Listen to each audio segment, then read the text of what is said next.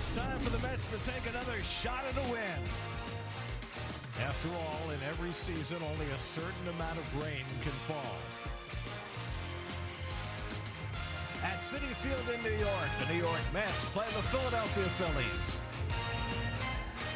And a pleasant good afternoon, everybody, and welcome to Citi Field. Gary Cohen, Keith Hernandez, Ron Darling with you today as the Mets play Game 2 of their series against the Phillies, delayed a little over an hour by rain. Yesterday, the Mets fell a run shy. They only scored one run. Jared Young drove it in, and he made three terrific plays in the field. First inning, he saved Zach Thornton's bacon after the young left-hander got off to a rough start, snagging this grounder by Brandon Mark to save a run or two. Then he turned it on assist to double play.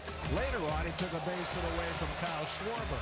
Certainly the defense at first base last night from Jared Young was a sight to behold. It was, and a lot of times defense is very much overlooked in the course of a ball game, but the plays that he made and Young made last night, they demanded the spotlight. He saved around 4 runs. This game could have been a blowout last night instead of a 2-1 loss. So you know me, Gary, defense is very much overlooked, and I am very much pro defense. They win ball games. Sometimes it happens in the 3rd inning. Sometimes it happens in the 9th inning.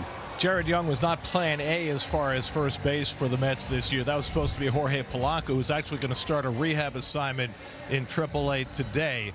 But Andy Green, the Mets interim manager, said before the game today that Young has earned the lion's share of the play there. Well, he knows Jared Young well, and Jared Young now has an advocate. And at certain point in a career, a player needs an advocate. Young has performed everywhere he's gone, hit with power, and has never really had that opportunity to play every day.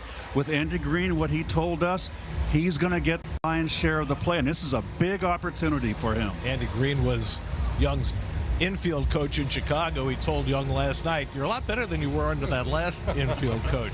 As for the pitching today, Christian Scott comes back from the injured list, none too soon for the Mets. Well, certainly they need him. With the trade of David Peterson to the Cubs, Kodai Senga going to the bullpen, Zach Thornton with a great job last night back to AAA. They would love to double up and have 2 great starts in a row. It's win day when he pitches. 7-2 record, coming back from a little hip injury, but Scott was one of their best pitchers when he went down.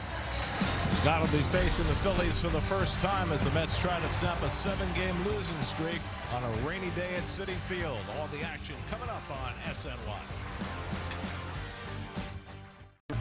New York Mets baseball on SNY is brought to you by Toyota. Dear summer, go farther with Toyota. Toyota, let's go places. By New York Lottery, you can win a grand prize of $40,000 with the Swing for the Fences promotion. Enter with the New York Lottery app today. By Spectrum, it's internet, mobile, and streaming TV, all from one place. And by Infinity, experience their luxury SUVs at your local Infinity retailer today. Score big on authentic gear at MLBshop.com. From official jerseys and memorabilia to hats and hoodies, visit MLBshop.com/Mets, the official source for your Mets gear. This season, get a Baja for a blast. When a Mets home run clears 420 feet, you can score a free 20-ounce Mountain Dew Baja Blast. Register now at BajaBlastHomeRuns.com to unlock the offer. Christian Scott, after a couple of weeks away, back on the mound for the Mets today. His first pitch is coming right up. Sundays just got a whole lot better at the ballpark. Family Sundays at Citi Field. Packed with pregame activities, a mascot brunch, run the bases after the game, and on select Sundays, purchased at Family 4-Pack. 4 tickets for $50. Because your Sunday should be amazing.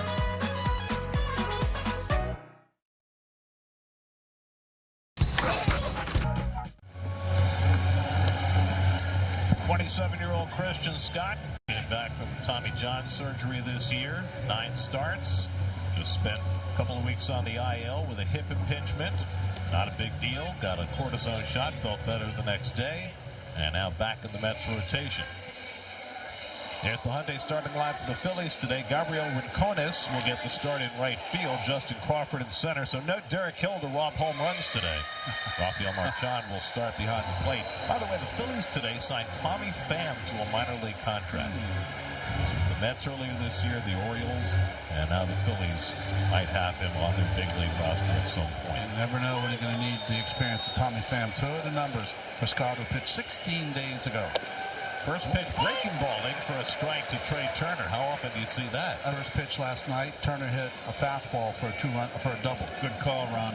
Turner has 4 straight multiple hit games coming into today's game. And he swings and misses at another sweeper, and it's 0-2. Well, there's the base hit right there, the game changer, the difference here. You're looking to throw out Hill, got a breaking ball out over the plate. 3 straight sweepers, and Scott strikes on Turner. 1 quick out for Christian Scott. Well, he's going to let him know. Turner's one for a strike, and the other 2 were in the other batter's box. Well, Turner might need to go get him with some coffee or something to wake up. That was just waving at 3 sliders. Now Kyle Schwarber 1 for 3 last night, the National League's home run leader with 29. And he gets a first pitch sweeper for a strike. So Scott has come out with a game plan against these Phillies. Well, they like to hit the fastball. There's no doubt about that. Schwarber has the highest OPS in the majors against fastballs, 1150. It's not too bad against the other stuff too, but he loves the dead red. Leads the league in slugging percentage.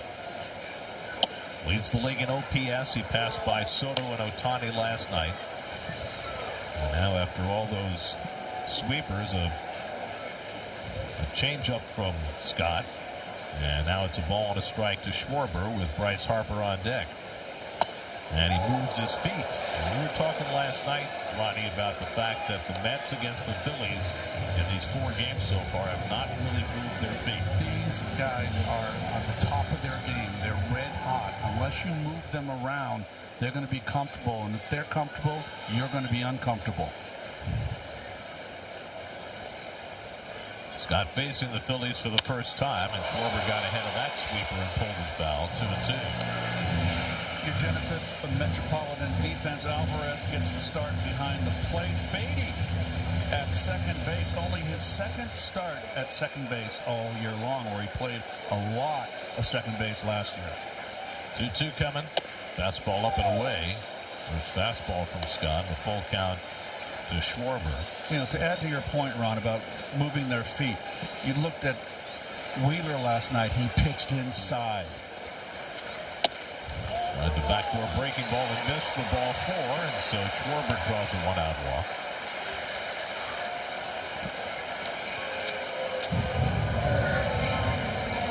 Andy Green looking for his first win as Mets skipper. After taking over yesterday, Mets lost 2-1 last night. Here's Bryce Harper, 3 for 4 last night, drove in the go-ahead run in the 7th inning against Oscar Braziman. Veteran Harper, he might sit on a sweeper first pitch. He has been hitting the off-speed stuff very hard, and he loves to swing at the first pitch. Swings at a first pitch fastball, 0-1. Only one hitter in baseball has swung at a higher percentage of first pitches this year, and that's Ezekiel Tovar with Colorado. Harper almost 50% of the time swinging at that first offering. Scott comes with another fastball, 1-1. You see that stat there. He's 10 for 16 against the Mets this year. Only 11 hits all of last season.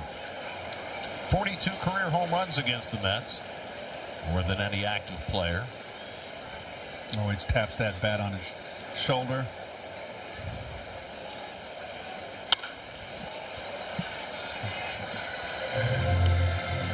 Took a little off that one there. From 97 to 93, the little sink got Harper out in front.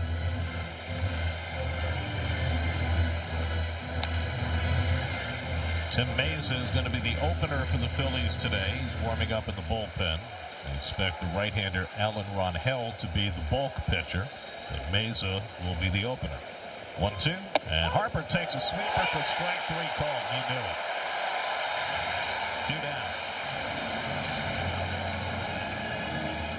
This is the best one he's thrown. Just locked up. Harper up in the strike zone. So 2 out, Schwarber at first, and now Brandon Marsh, who was cooled down last night. He went 0 for 4, but a couple of terrific defensive plays against him. One by Young, one by Lindor. And he made one heck of a alert defensive play in the outfield. The best play he made as a right fielder was in center field. Yes. Derek Hill lost the ball in the twilight, and Marsh came sprinting across the outfield to bail him out. Never saw anybody do that, could run that far. That's lined into right field, and Marsh has a base hit. Chased down by Benz. Schwarber will go first to third, and the Phillies have runners to the corners with 2 out. So Marsh, who came into the day 4th in the National League in batting, has his first hit in this series. Yeah, and a 343 coming in against right-handers. Batting average at 343. Got a change-up right there. Off-speed pitch. Didn't too much up and not enough of the corner.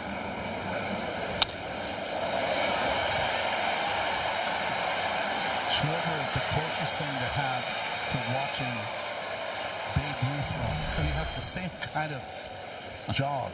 He's definitely like a blue-collar athlete. So now an RBI chance for Bryson Stott, who's hitting .377 with runners in scoring position this year.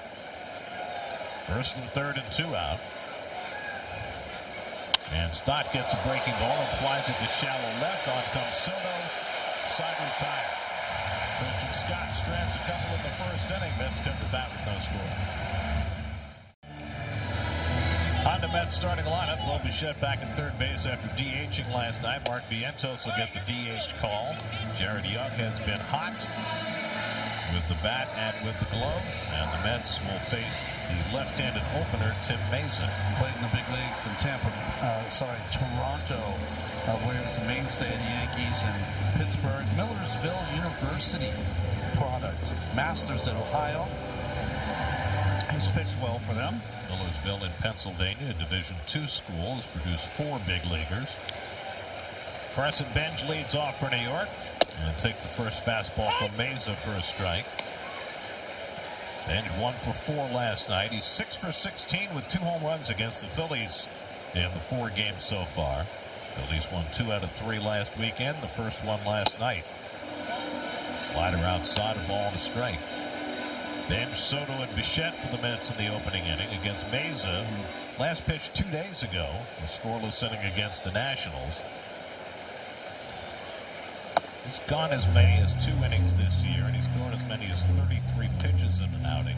This is his 414th Major League appearance, and the 3rd time he's been used as an opener. All 3 have come this year under Don Mattingly.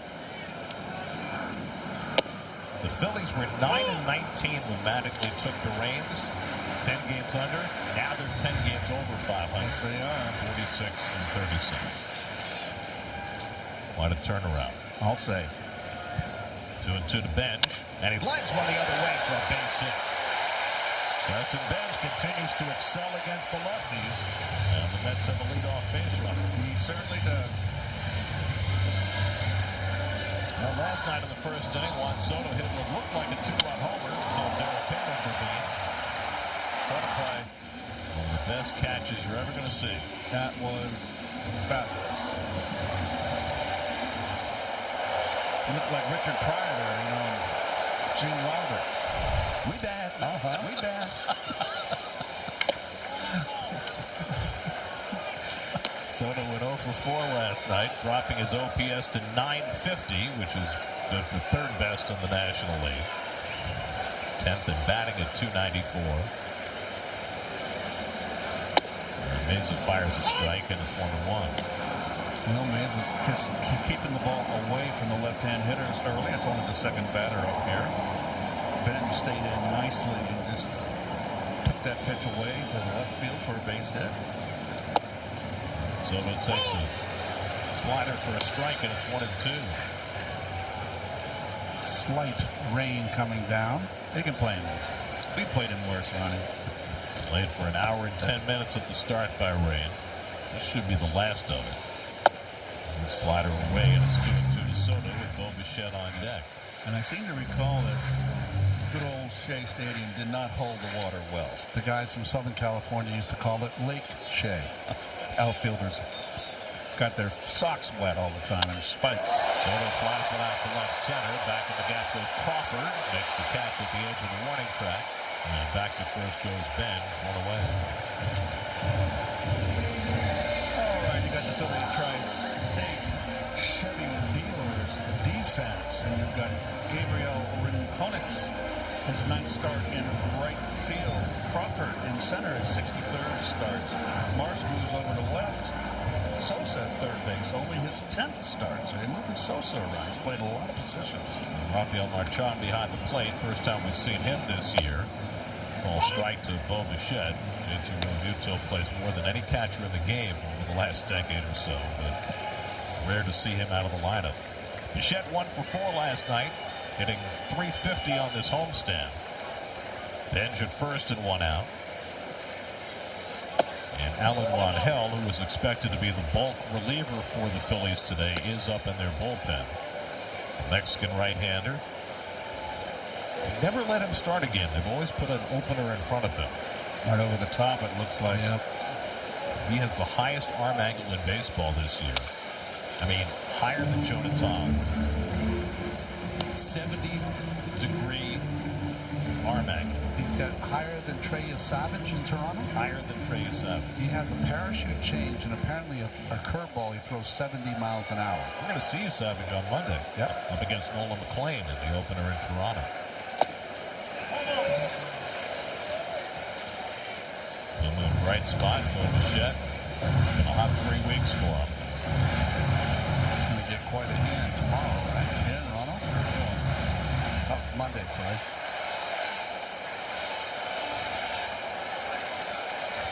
1-2 coming. Just off the outside corner. And 3-2. Just missed right there. Good pitch. Send Bench here? Yes, absolutely. And if you're the pitcher, you should throw over once. You can play footloose and fancy free right now. There you go.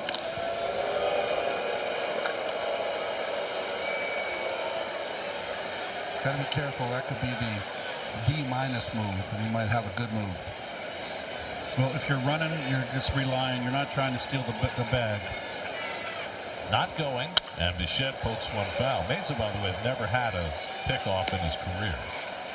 But he's also been tough to run against in his career. No stolen bases against this season. He's quick home. Yeah, slide step home. Francisco Lindor waiting on deck.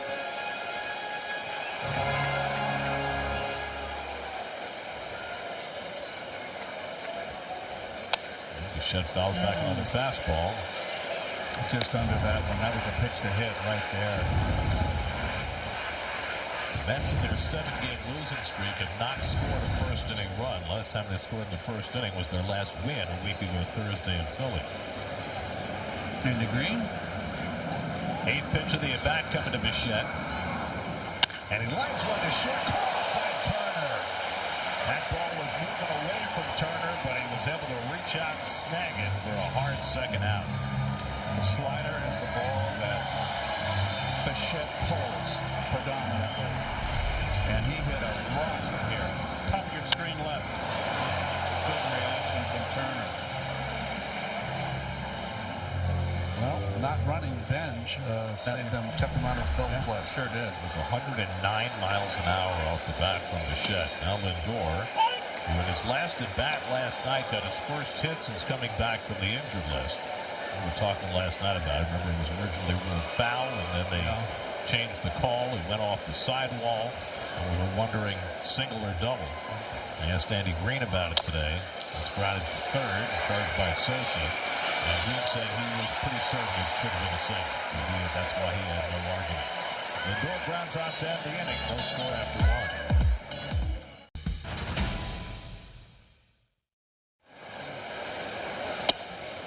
Sosa takes a strike from Christian Scott as we start the second inning. Sosa played left field last night, played third base tonight. Went 0 for 2 in last night's game. Scott worked around a couple of base runners in the first. And this one's lined to short and snagged by Lindor. But I see a snow cone. So Turner caught a line drive to his right, and Lindor catches a line drive to his left. This one a little off the end of the bat. Oh, it almost popped out of his glove. Remember, Lindor uses a new glove every game, and they're not broken in, so that's what happens. When the glove is broken in, it clamps down on that ball, secures it. Gabriel Rincones is playing right field. His 9th start since being called up. 25-year-old out of Florida Atlantic. The early portion of the season, the Phillies had Adolis Garcia playing right field. Garcia has undergone surgery for a torn lat and is out for the year, so that's why Derek Hill is here, and that's why Gabriel Rincones is here. That's Lindor's glove for today. It's got a little Christmas theme there. Kind of matches his spikes. Rincones. I don't think if I had a specific glove to wear for today, I would have had a red, white, and blue Stars and Stripes glove.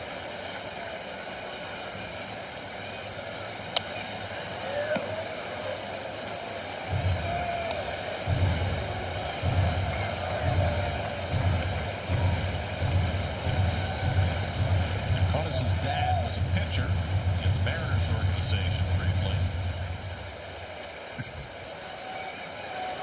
And then the family moved to Scotland. Really? That's where Rincones grew up. He didn't come to the States until high school because he wanted to play baseball. But he got cut from his high school baseball team in Florida. Kept at it. Wow. Wound up getting a college scholarship in Florida Atlantic, and now he's in the big leagues.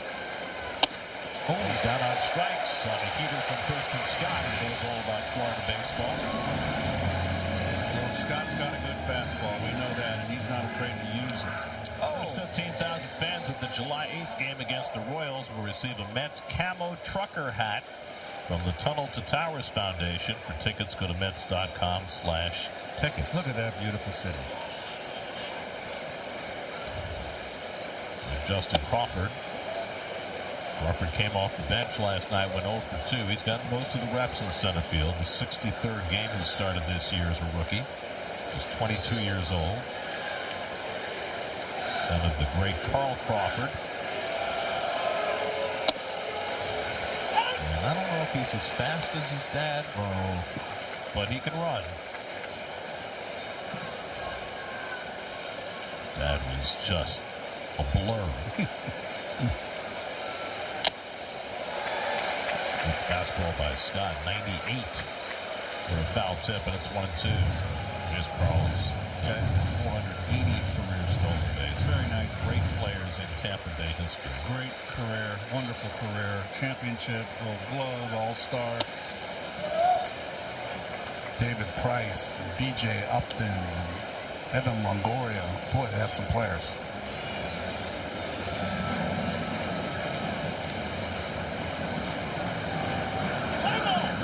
Not only did Justin's dad play, but his cousin is J.P. Crawford, who first came up with the Phillies and has made himself quite a career as the shortstop in Seattle.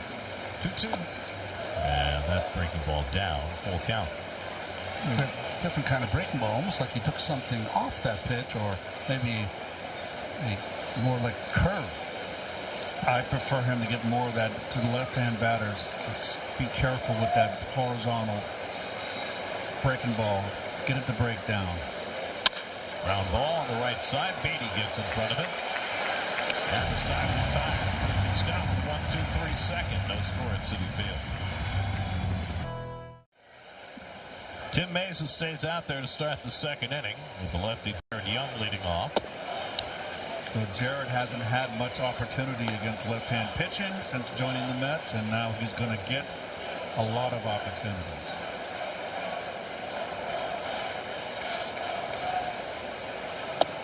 I have a feeling that most days if the opposition starts a legitimate left-hand starter, we'll see Mark Vientos at first base. Well, but could DH too. You never know. We'll see how far Andy Green wants to run with Jared. And I think for today's game, to speak to what Gary's saying, he's in there to face Ron Hell at some point. Right. I mean, if they had had only legitimate left-handed starter. Tomorrow. So we'll see. Meanwhile, we mentioned in the Open, Jorge Polanco is finally starting a rehab assignment tonight. Now, Polanco, when he comes back, more than likely will only be able to DH. And Robert was out in the outfield today shagging fly balls. Coaches were hitting him fly balls in center field. Although Andy said there's really no timetable for Robert's return. Full count now to Young with Vientos on deck. Young has had just 8 at-bats against lefties this year, 1 for 8. Ronhell is ready in the bullpen. You got Vientos on deck. And that's on the outside corner. Young is caught looking for the first out in the home second. And he took a similar pitch last night to end the ball game against Duran. And that's going to be all for Mesa. Ellen Ronhell is going to come in to pitch with Vientos coming up.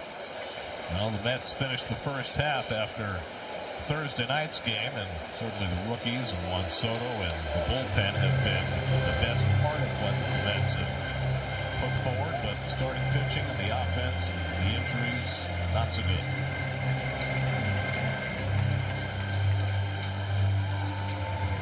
Bays out, Ronhell coming in. No score in the second. We'll be right back. Some of the kids on hand, they had to wait on a rain delay today. Oh, nice. They were well fed. Oh, they're having fun. Look at that. World Cup fans? Mark Vientos bats against Alan Ronhell, who makes his 3rd appearance of the year for the Phillies. That's his changeup. It's a good one. Right over the top, RJ. Signed in 2014 with the Atlanta Braves, made his debut last year with the Phillies. Spent 10 years in the Atlanta organization. Then in 2024, he signed with the Angels. They kept him for a half year in their organization and released him. That's when the Phillies got him. Hill made a handful of appearances last year, and now he's 3rd this year. And there's that changeup, and he went around. Vientos to strikeout victim for the second out of the inning. That is some parachute changeup. It really is. And it's so much motion. It's coming from an angle you don't see. That's close. So You're right, Ronnie. That is a different delivery, and it's difficult to pick up, I can tell you. Last time on Monday, Ronhell went 5 innings against the powerful Nationals and allowed just 1 run and 5 hits. A.J. Ewing, the batter, with 2 out and nobody on. And he hits one weakly up the third baseline. He might beat this out. Sosa's throw off the bag. Ewing's got himself a swimming bunt hit.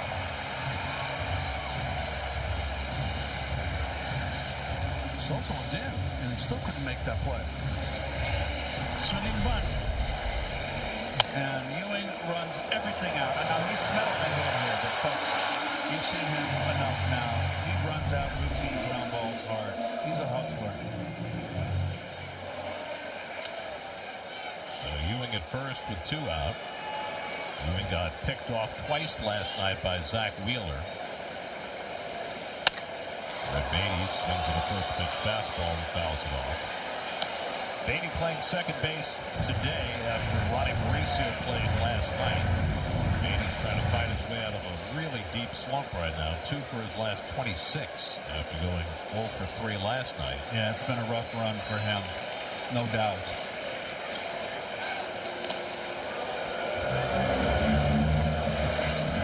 Let's get a little closer tonight.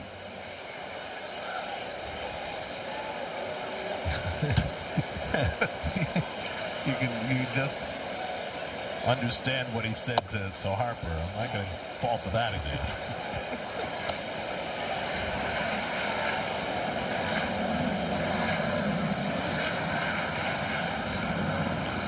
Beatty among qualifiers right down near the bottom. It's shocking to see Stephen Kwan there. How about Salvi Perez? Well, you know, the expiration date is approaching on Salvi, but Kwan has been so good the last couple of years. Came out of spring training this year, and the Guardians wanted him to be a little more aggressive. Oh, okay. Why they mess with these successful players? Well, they got it on a chalkboard. No, not a chalkboard, on the algorithms.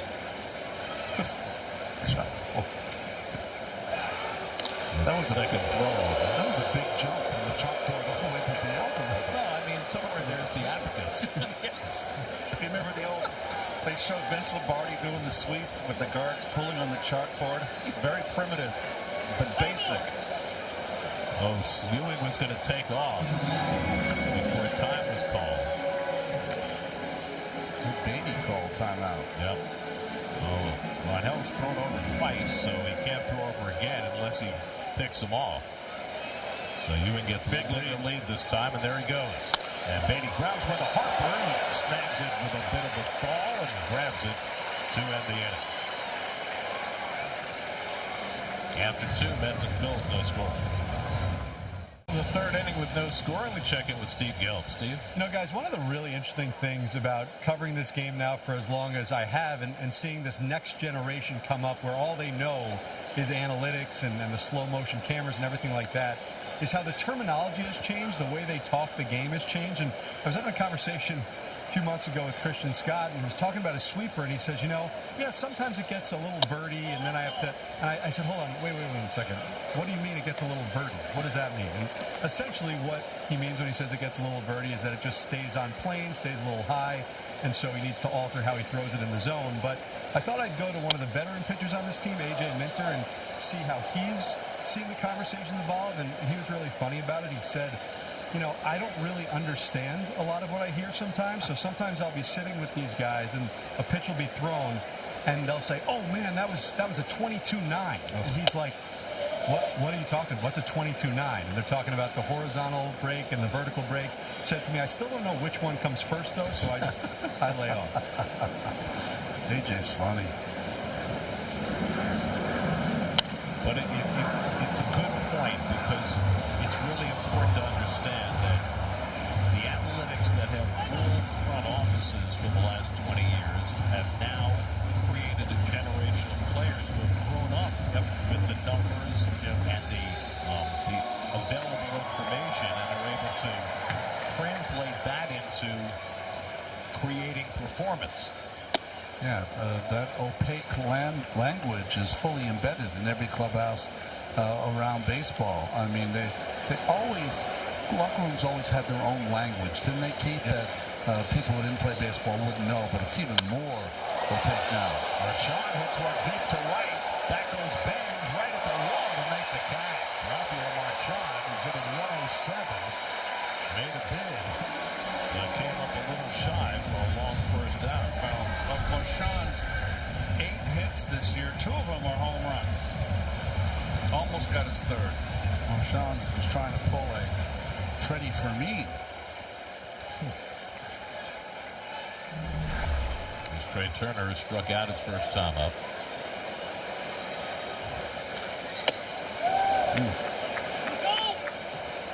I think the fine line that players today walk is that with all the information that they have available to them, and especially talking about pitchers, the way that they're able to manipulate the baseball and get the vertical break and the horizontal break and the velocity and all that, that's how you win games.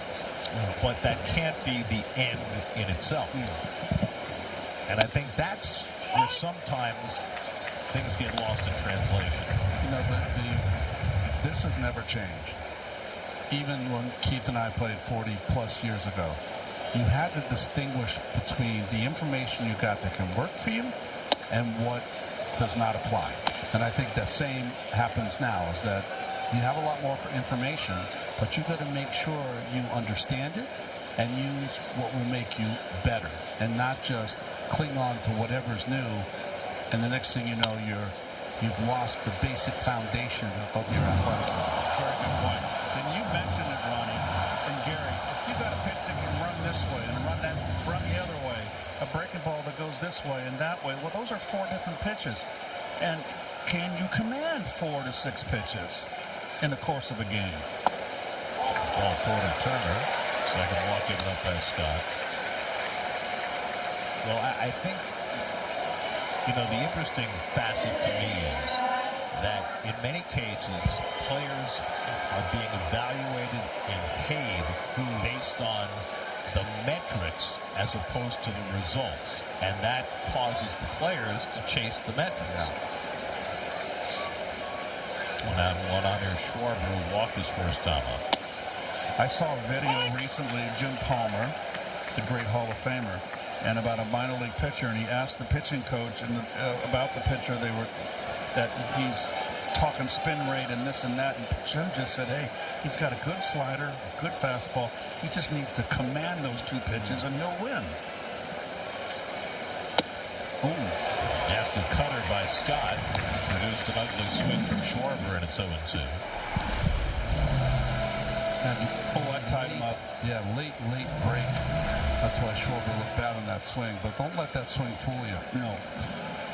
He didn't want to swing, and he just couldn't let up. Just got tied up. And he came up and in with another cutter. Got him. Fourth strikeout for Scott. 2 out. So the pitch up in the strike zone that has worked for Scott all year is still working here against this hot Phillies team. Look at the low ball swing right there. He's under it. He's on it, but under it.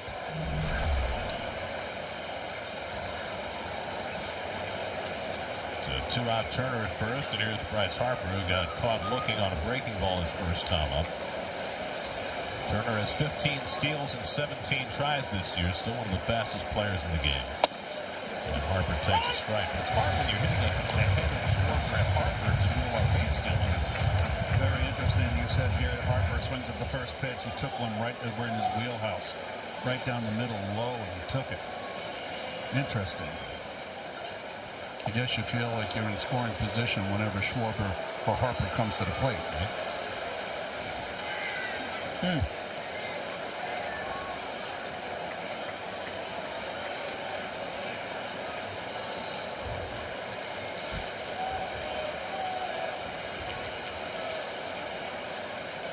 And Harper chases a high fastball. Snap throw by Alvarez. Turner gets back. 0-2. That's always the pitch over the. We've seen Harper so much. When the Mets have gotten him out, it's been that fastball up and away, and letters and up. St. Louis had some success against that pitch against righties this year. But Scott is going to keep throwing what works for him. Remember, though, when he faced those Mets teams, the guys throwing up and away were Harvey, Syndergaard, DeGrom, Wheeler, on and on.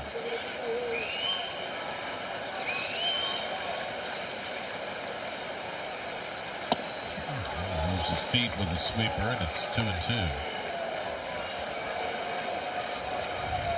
And now Scott has thrown a pitch to Schwarber and a pitch to Harper in this game that has caused them to move. I love it. A fastball in there would be nice as well. Turner at first, 2-2 to Harper, too high, and a full count. Bryce Harper today playing his 201st game against the Mets. 42 home runs in those first 200 games, plus one more in the postseason. Young playing behind Turner. He'll be running. 3-2 coming to Harper. And he grounds one foul. What you always have to be careful for as a pitcher is that you have this balance. The balance is your best breaking ball versus it's 3-2, 2 outs. You want to throw a strike for it because you don't want to walk it. That's a delicate balance for any pitcher. If you're going to make a mistake with your good hard snapper. Harper drives one to deep left center. Back goes Ewing to the warning track. Back at the wall. It's out of here. A 2-run homer for Bryce Harper puts the Phillies in front. His 19th home run of the year, his 43rd career regular season home run against the Mets. That breaks a tie with Pat Burrell for 7th all-time against Mets pitching. And it's 2-0 Philadelphia. And this is a fastball. You know, and Harper likes to pull. And I always felt that he's got such power, opposite field power, like this. He did not try to pull that ball. I think it instructs every young hitter out there that one of the best hitters in the game never came off the fastball despite the good breaking ball from Scott and was ready to swing 3-2.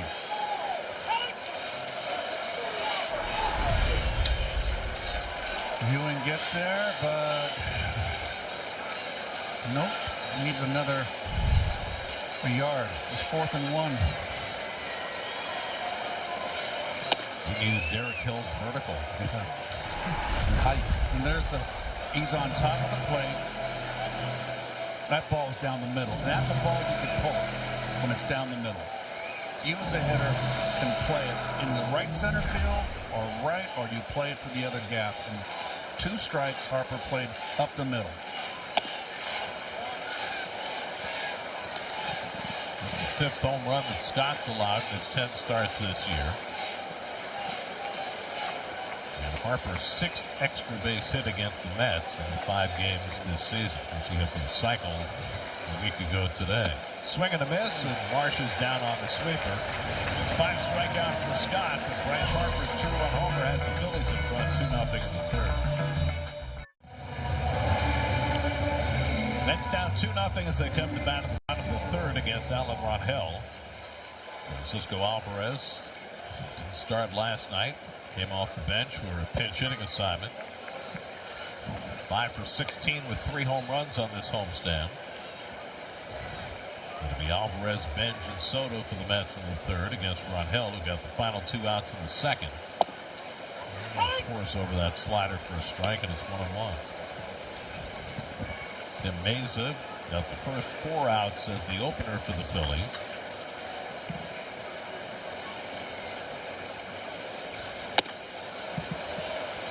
That's as over the top as any pitcher I remember since like the days of Jim Bouton in the 60s.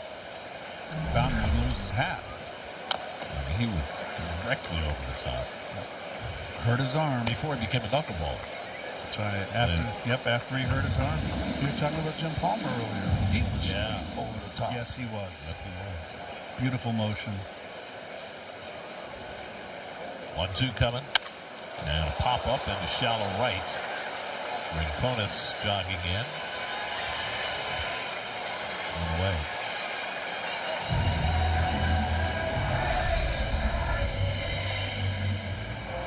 So, guys that come right over the top like that, Gary, I found myself having to make sure I didn't get too crouched.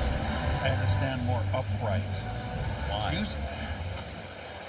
The tendency would be to tilt my eyes, and then you're dead. And when I stood more straight up and down, I made sure my eyes were level, and it made me a good high ball pitcher. And most of the time, guys straight over the top like this, Don Gullett, they're high ball pitchers. But this guy has already shown he's got a drop curveball and a parachute changeup. So how does that change? What do I want to hit? Do I want to hit those 2 pitches? I want to sit on the fastball, and I get it. I better not miss it. Bench had a base hit to left field his first time up. Pops this one foul. One of the problems you have with this pitcher with the delivery is that you have to cover 93 to 75. I mean, his curveball is extra slow. The changeup never gets there. Little nifty slider.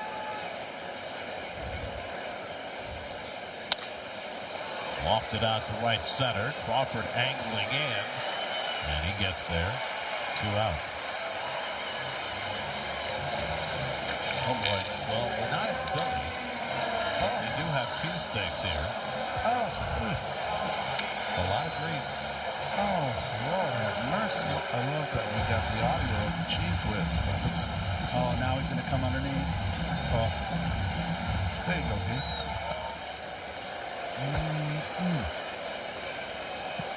It's Soto. He takes the changeup for a strike. Isn't it funny, guys? You got a guy that pined away in the minor leagues for 10 years. And he's got good enough stuff to be on a big league roster. Yeah, but we don't know what kind of stuff he had for the first 8 of those years. Okay, that's true. You know? That's true. I mean, did he always have this changeup? Did he always have this curveball? No, if you throw 93 miles an hour, your times getting a chance are not going to be very good. That's how the reality of today's game.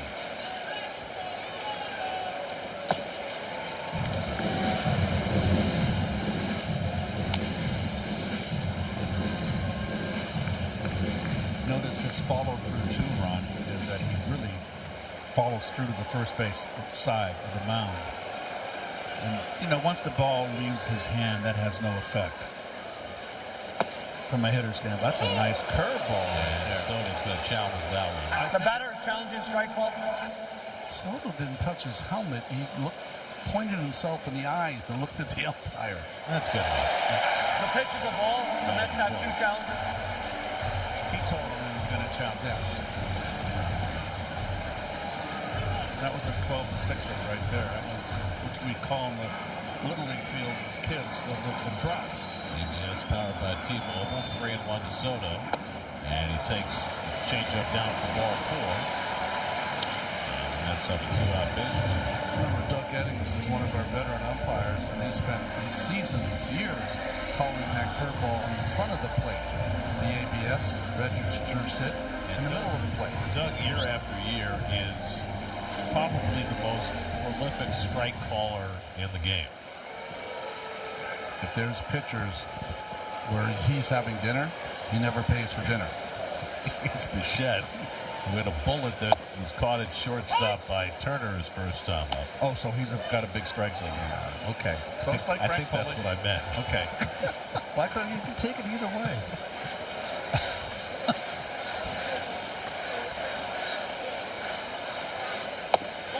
Oh, that missed. Just missed. So we need like Frank Foley, but Frank Foley would say, okay, guys, I don't get paid for overtime, swing the bats. Well, after an hour and 10-minute rain delay, you know, you'd expect to have umpires calling a lot of strikes. There's a strike at the knees to Bichette. And it's 1-2.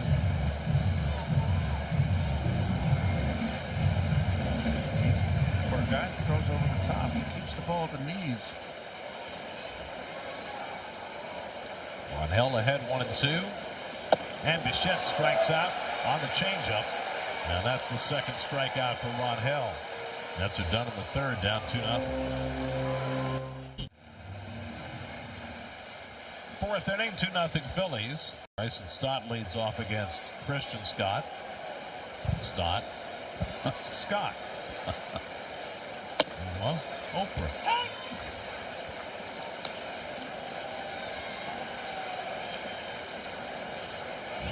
Scott gave up a 2-run homer to Bryce Harper in the third. He struck out 5 through the first 3 innings. This is a Wade to Stott, ball and strike. Mundo Sosa on deck, and then Gabriel Rincones. Phillies have won 4 in a row. 4 games behind the Braves in the National League East. The Braves won last night in San Francisco. Basically pitched a bullpen game last night, allowed just 1 run. Yeah, we got Elder going tonight, I believe, against the Giants. Elder has been struggling. The best thing that happened for the Braves last night is Hurston Waldrop going out and throwing 2 scoreless innings, because he's one of the pitchers they've had on the shelf all year.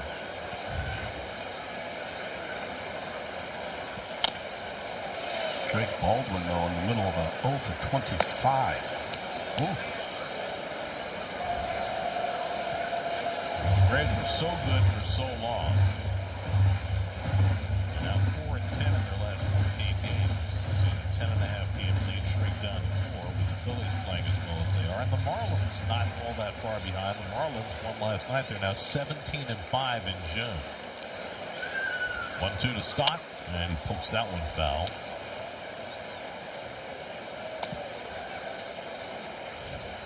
ERA for the Marlins during the streak in June, 3.14 for their starting pitchers, 2.71 for the relievers. And last night, Max Meyer, 7 more scoreless innings. He's now 9-0. 9-0. No one's talking about him. I mean, out of the 6 ERA. unbelievable season he's having. Well, you know why they're not talking about it. Because of Jacob Mizorowski. Yes. Right. I mean, Mizorowski's just been off the charts. That's right. Meyer is going to make a little trip to Philadelphia over the break. 9-0. Seventh pitch to Stott, and the breaking ball popped up. Should be easy for Lindor.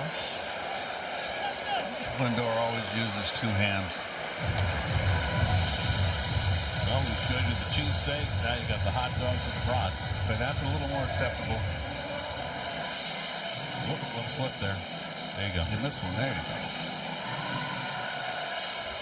Do you like your hot dogs charred like yes, that? I do. You don't. No, I mean, I could take it either way. Just wondering about your taste. I know you're very particular, Keith. Look at the ketchup, too. That was just so wrong. Sosa was retired on a liner to short his first time up.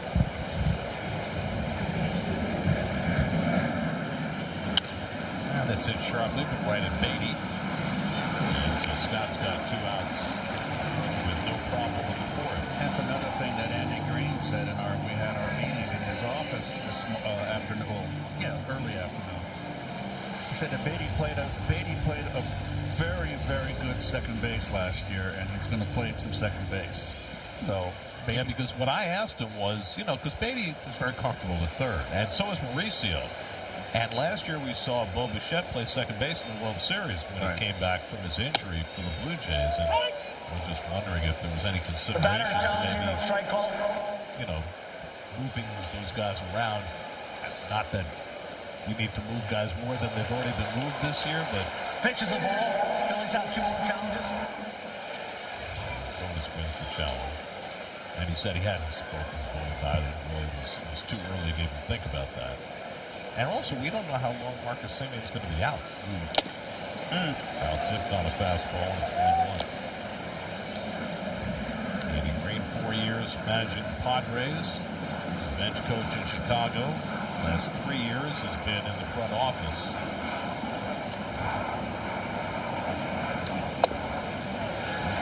Slow curve by Scott. It's 1-2. But Rincones has a very long swing. Yep. Andy Green was 2005 through 6 with the Arizona Diamondbacks, and then, of course, 2009 in uniform as a player with the Mets, where he only played 4 games and had 4 at-bats. Yeah, he said, I was here for a week. Gary Manuel called me in his office. He said, I have to let you go. And Andy said, you're right. Did you ever think of coaching? Well, Andy was also another guy that had 10 years in the minor leagues, and he went 1 year to Japan, and 3 years of managing with the Padres, which was not a very good ball club back then. They pretty much lost 90 games for 3 years. Rincones lifts one to shallow left. Soto jogging in. So some soft contact in that inning from Christian Scott. He gets him out 1-2-3. Still 2-0. Love it. Mets are going to be in Toronto on Canada Day. Savannah.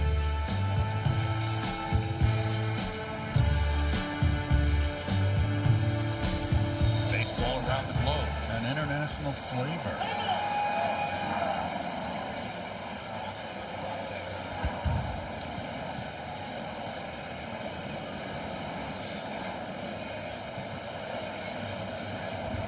Meeting of the minds. Francisco Lindor and Doug Eddings. Got it all straightened out. Francisco grabbed it out to third base his first time up. Now turning around about left-handed.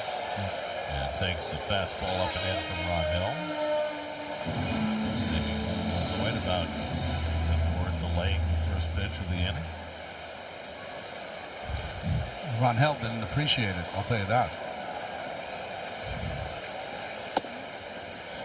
Catches the outside corner with a sinker. That's a big strike zone.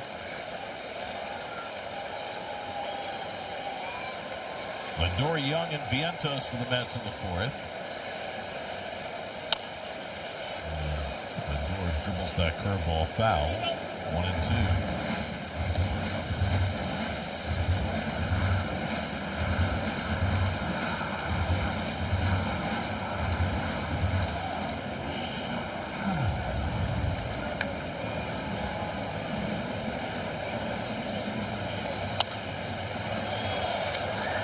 seems right now he's got everybody uncomfortable with that delivery, Ronnie, and that the effective off-speed pitches that he has with that movement. And as a bolts guy, by the time you kind of figure him out, he's out of the game.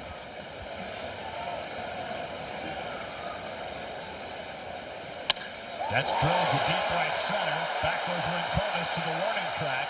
Right at the wall to make the catch. And Lindor comes up just a tad shy. 1 out. That's the second one to right center field that did not clear. Marchand hit one just like that back in the third.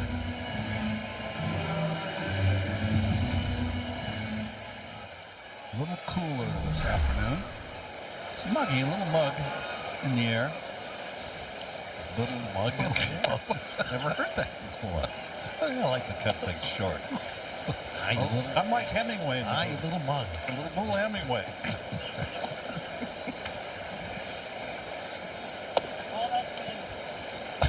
Jared Young, who took the call third strike his first time up. You mentioned the Blue Jays. Mets are going there on Monday.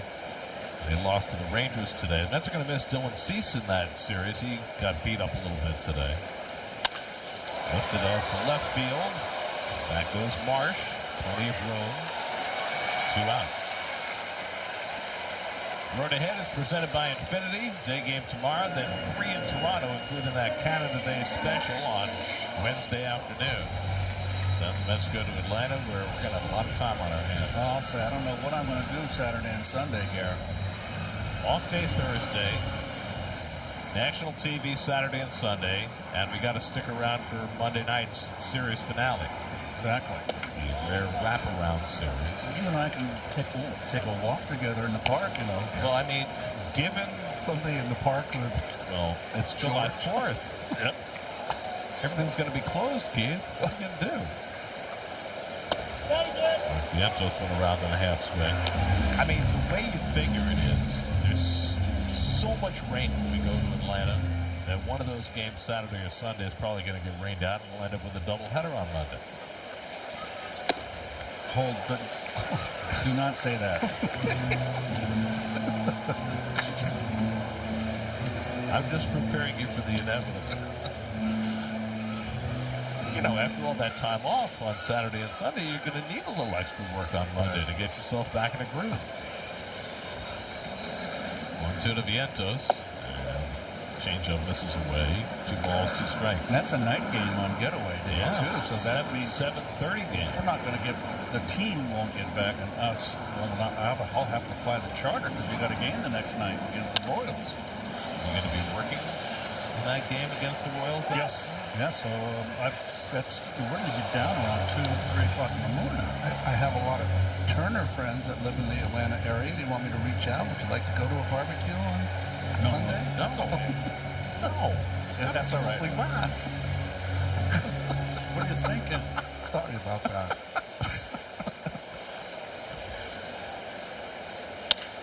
Tap the shortstop. Turner to his left has it. And throws out Vientos, and it's 1-2-3 for Alvin Ron Hill. I'll tell my friends you're not interested. Maybe some fireworks. Keith Hernandez and Darryl Strawberry joined Baseball Night in New York host Sal Licata for a live panel discussion at Fanatics Fest NYC, the world's #1 sports fan festival, Friday, July 17th, 12:30 at the Javits Center. Visit fanaticsfest.com for more information. You do know about this, right? Yeah, of course I do. Okay, just making sure. Well, sometimes these things, creep up on you. That's a huge event, right? It's a big sports card show and all kinds of things going on there at Javits. And I'm going to have to, after I'm done that day, take the old Amtrak down to Philly after I'm done. Well, that's right after the All-Star break. Yep.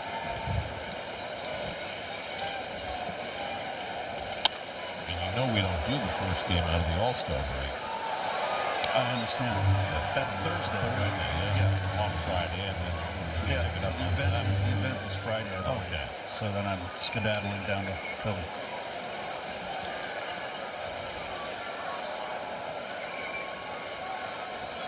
Gary, I'm well aware that we've We don't work on Thursday. I'm just trying And to make Friday. sure that I'm you're well aware. I mean, sometimes these things sneak up on you. I know that today, all of a sudden, you were signing about 35 different items in the booth. I just want to make sure that you know in advance. Crawford takes a sweeper for strike 3. And then 6 Ks for Christian Scott. I had friends up in the booth, Keith Johnson, from the company that moves my cars. They transport my cars down to back and forth, set to Florida, South Carolina, whatever, and then up north. So I've known them for years. They're huge Met fans, and they finally came to a ball game, and it was nice to meet them. I never met them before. I always talked to them on the phone. So we brought the whole clan with them. Ronnie, you ever had your car shipped? I have had one time, and that's the last time. Now I drive. I don't have. They obviously do a great job. The people that moved my car the one time, they came down. It looked like it had been through the ringer. Oh, you didn't have it covered then. You kind of spent a little more bucks. I went the cheap route. I paid for it. Anyway, I prefer to drive. Yeah, me too. Yeah. Oh, I drive down, but we got a couple cars, more than a few cars. So all you really need is a driver. Got the big dog. I'm not putting the big dog in the airline seat in the middle seat. Why many people do now. Yeah. Well, how do you get the dog from South Carolina if the cars are being shipped? Well, I drive down with one of them, Yeah. and the other 2 get shipped. I see. So you've got a whole fleet. Yes. I mean, most of us, The catcher we've challenge got a in the ball car, ball. we drive it, we take it wherever we go. I only own 2 of the cars. You don't so have I'm to not select them on a daily basis. I'm not being extravagant. The pitch is a ball. The Mets have one more challenge. Let's lose that challenge. Okay. I mean, I can have 2 cars. Kennedy said back in the early 60s there would be 2 cars in every garage. chicken in every pot. That was FDR. Yeah, exactly. I think. I mean, your friend Jerry has about, 60 cars? Yes. So, he's getting more residuals than you are. Definitely. All right, John flying out to the right field fence his first time up. Traffic moving nice on the Whitestone Expressway. That's a rare.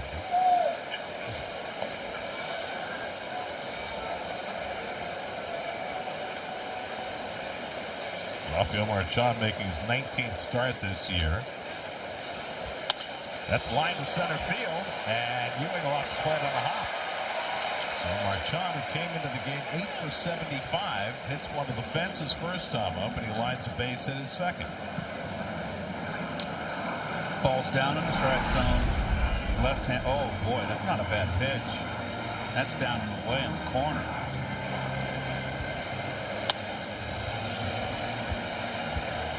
More ball hitters. That's going to be all for Christian Scott. First start back from the injured list. He's taken out after 82 pitches and 4 1/3.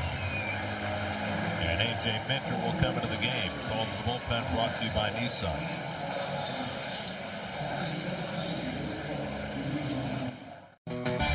New York Mets baseball on SNY is brought to you by Lincoln Financial. Make your pastimes last a lifetime. By your local Honda dealers. Contact your local Honda dealer today. And about the State Farm agent of the game, Floor Coley of Glendale, New York. Contact Floor at floorcoley.com. A.J. Minter in the pitch to Trey Turner. Runner at first and 1 out. And his first cutter was fouled off. That was a Turner. Minter hasn't allowed an earned run in his last 23 appearances. This feels like the most important part of this game. The top of the order coming up and the 2 big lefties. Turner walked and scored in front of Harper's home run in the 3rd.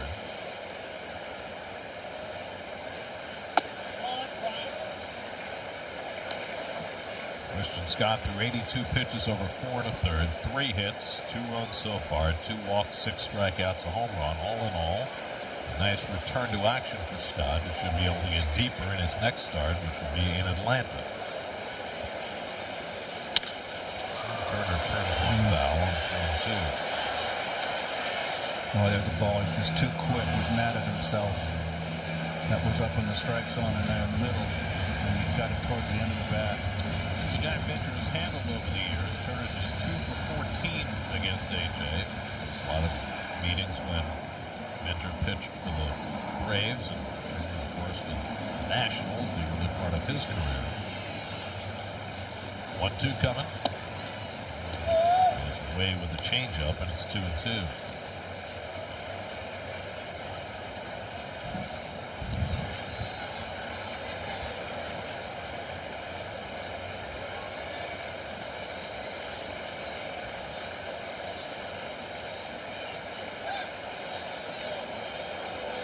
Shot, no threat to be going anywhere. So explain this to me.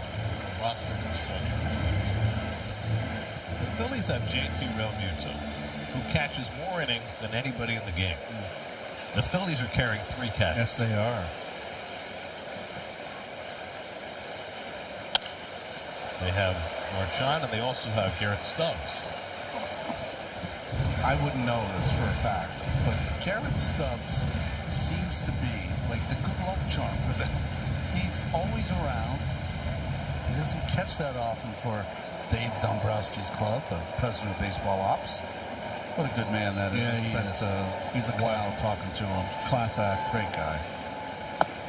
Smart. He's at all the games. You never see the Philly games without him watching his team.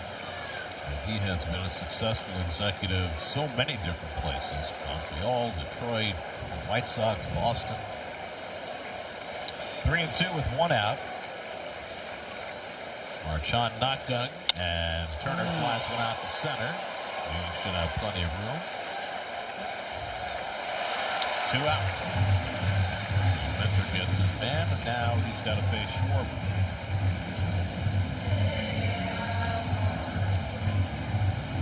Because Minter has been in the NL East, both these, Turner and now Schwarber and Harper, so many at-bats. Minter's had the upper hand against Schwarber as well. He's just 1 for 13 against him. Tonight, Schwarber has walked and struck out 0 for 1.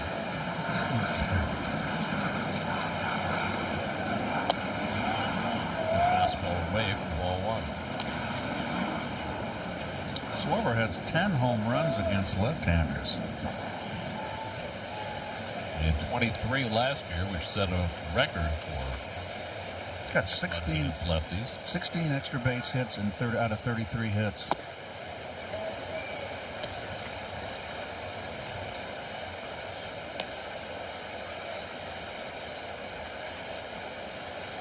You make a mistake over the middle with him, a lefty, and he's going to wrap it around a foul pole.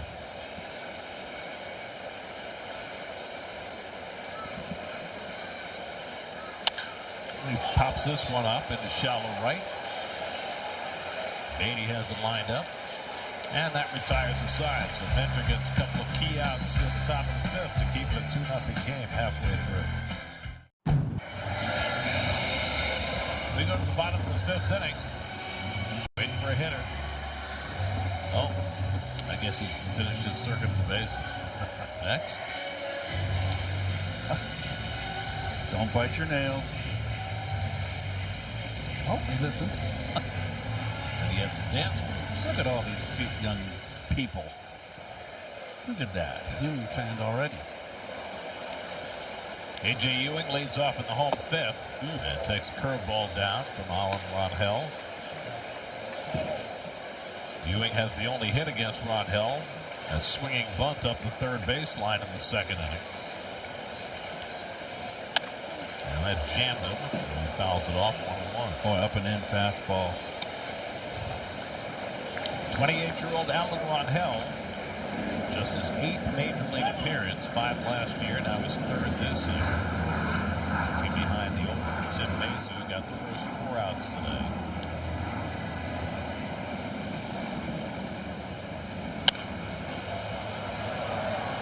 He just throws so much slow pitches that his fastball at 93 has got to play up. It's just really surprising, guys. There's a small minority of pitchers that their secondary pitches make their fastball. It's usually the other way around. Changeup misses down, and it's 2-2. Well, coming into the game, he had thrown 36% fastballs, and it's about the same today.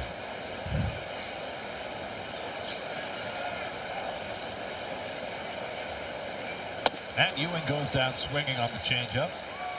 That's the third strikeout for Ron Hill. He's now retired 5 in a row. And when I watch his changeup, it reminds me, because of the swings, of Trevor Hoffman's. That you see a lot of, even though they might even know it's coming or see it, they just wave at it. And you see the grip, circle change, right along with the seams. Is there something about the arm angle that causes the ball to drop like that? I don't know about that. I just think that he does a great job of tunneling his fastball with his changeup. So they both start in the same plane, and one never gets there, and one surprises you. The ball misses, and it's a ball and a strike to Beatty, who grounded out his first time up.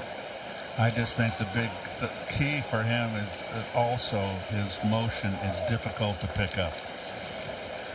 Remember, Trevor threw pretty much over the top as well. Yep. Grounded down to first, and Harper handles it. He'll take it himself. 2 out. And the Mets were limited to a run on 5 hits last night.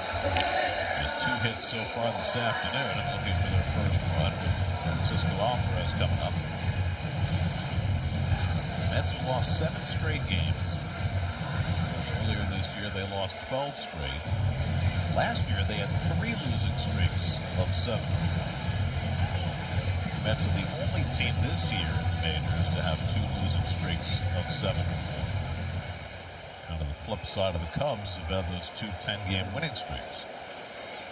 Here's Alvarez. Fouls off the first pitch fastball, nothing wrong. If you want to look at the difference between these 2 teams, look at the 1-run records. Yeah. The Mets are 7 and 14 in 1-run games. The Phillies, with their win last night, are 17 and 6. And that basically accounts for the entire difference between these 2 teams in the stand. Well, the teams that are on top are the ones that win the close ones.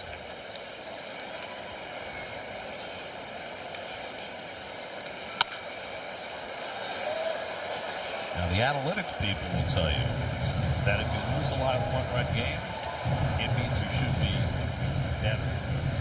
You should win more games later. Because they feel as though run differential is the best indicator of future success, whether that's true or not. Which means that the White Sox should lose a whole bunch of games in a row now. Well, think about it. About 10 days ago, the Mets and the Phillies had some of the same stats as far as runs scored and runs allowed, but the Phillies have kind of pulled away in the run differential of the past 10 days. A lot of that because of what they've done against the Mets. I mean, they had a 15-3 win last weekend. The White Sox, they scored 22 runs they scored. Most they've scored in a game since 1970. Swing and a miss, got it with the changeup. And so Ron Hill continues to excel. 4 strikeouts for the right-hander. 2-0 Phillies after 5. No, Alan, Ron Hill's changeup has eluded a lot of at-bats. I mean, the pitch, look at the grip, turns it over, and that ball seemingly never got there. Look at the difference. Swings out front. Boy, yep. It happens. Yeah. Bryce Harper's 2-run homer off Christian Scott is the difference in this game. That came in the 3rd inning.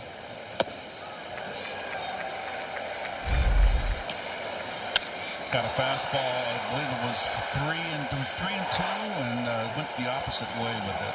Ball up in the strike zone.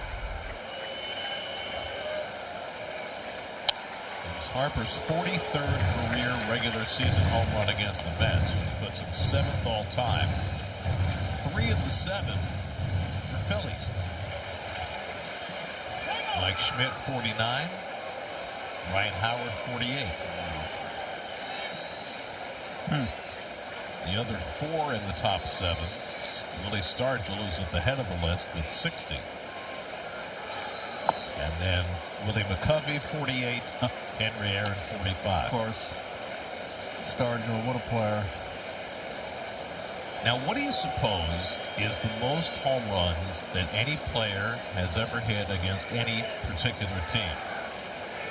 I'm thinking Ruth against the Red Sox. Ruth is the answer, and he actually has the most home runs against 7 different franchises. But the team he had the most home runs against was the Tigers. Of course, he was playing in an 8-team league then. There was no interleague play. Popped up into shallow center. Ewing racing in after a late start, and he can't get there. And heading for second is Harper, and Harper is tagged out. Nice recovery by Lindor. It's another ball where Ewing got stuck before coming in. He called off Lindor. I think Lindor could have had this, but he's calling for it, and then he looks, and he wasn't going to get there. Lindor had gone down, but then he popped up and got the ball in time to throw out Harper at second base. I think Lindor makes this play easily. But when he's called off, nice play, nice recovery. I wonder if Harper wasn't exactly chugging down the line there. I'm not sure. I think he saw Lindor on the ground and figured there's no way he's going to be able to get that ball in time. What happened to Ewing is that once he called it, he took a peek at Lindor. Once he took the peek, it got him off the play. Up and in, and Marsh can't handle it. 1-1. Now Harper always runs hard. He kind of cut. If he'd have kept going, his mistake was trying to get 2. It's a single. 6-4 play at second base. We'll get credit for an outfield assist. I mean, look at this throw. Very nice. Nice bare hand. He just barely got the tag on in time. Yeah, he had a high tag. 1-2 to Marsh. And he chases for strike 3. After he uses the cutter to get Brandon Marsh for his first strikeout. 2 down.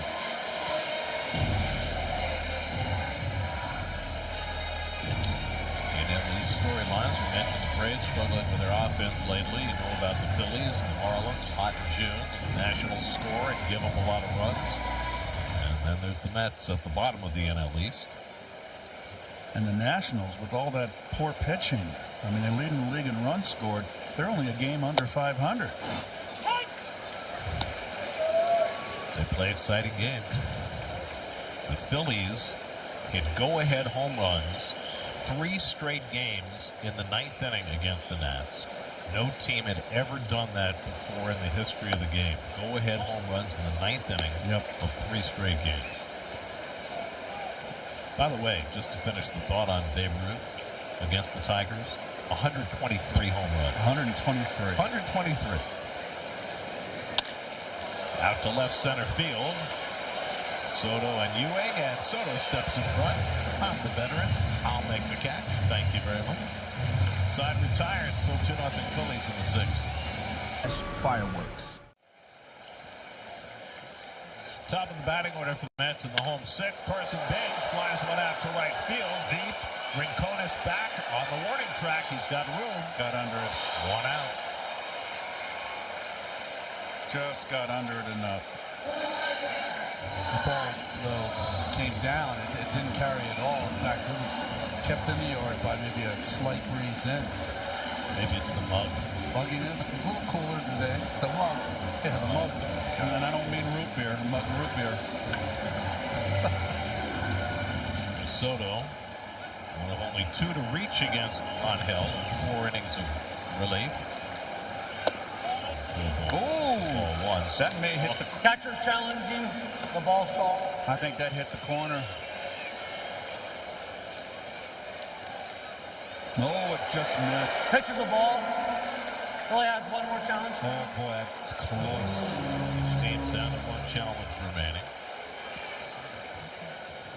Soto walked in the 3rd, the only other runner against Angel, an infield hit by Ewing in the 2nd. And a check swing tapper on a changeup. 1 ball, 1 strike. Wow, that's the pitches by speed. So you got to cut. You just have to cover so much breath of velocity. It's like Sid Fernandez. 22 miles an hour between his fastball and his curve.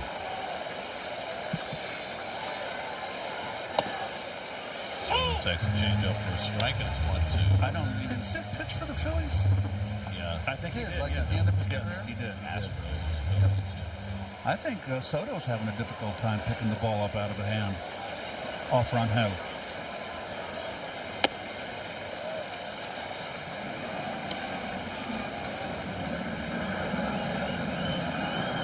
Ron Hill, just his third appearance of the season, took Painter's spot in the rotation. Painter, one of the big prospects for the Phillies, had a very rough time. That's lined out to right, and here comes Rincones, and it drops in front of him. Rincones misjudged that ball a little bit, and Soto has himself a base hit. He misjudged it. He doesn't have a lot of speed either, so the ball falls in. Well, he's playing deep as well with Soto. You got to respect Soto's power. Jerry, to your point, in Painter's starts, the Phillies were 3 of 11 in that spot. So here's Bichette tying run at the plate in a 2-0 game. Lowe is lined out and struck out 0 for 2. And the foul tips one in and out of the glove of Marchand. Well, just to go deeper on that, we mentioned with Wheeler last night. Wheeler and Sanchez, when they start, the Phillies are 19-4. When anybody else starts, they're 27-32.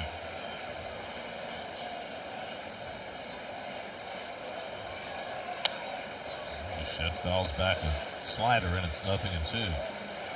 Wheeler was terrific again last night.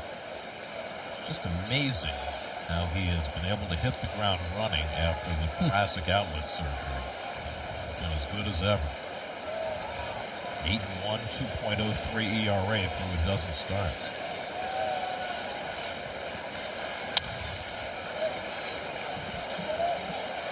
Let's see Jesus Luzardo tomorrow in the final game of the series. The Mets are basically going to go with a bullpen game tomorrow. Kodai Senga will probably have a hand in it somewhere along the way. Yes, Senga is still here. 0-2 to Bichette. Line to right. That's going to fall in for a base hit. Soto read it well, but he's going to stop at second. Thought he was going to try to go to third, but he picked up Tim Leeper, who told him to slam on the brakes.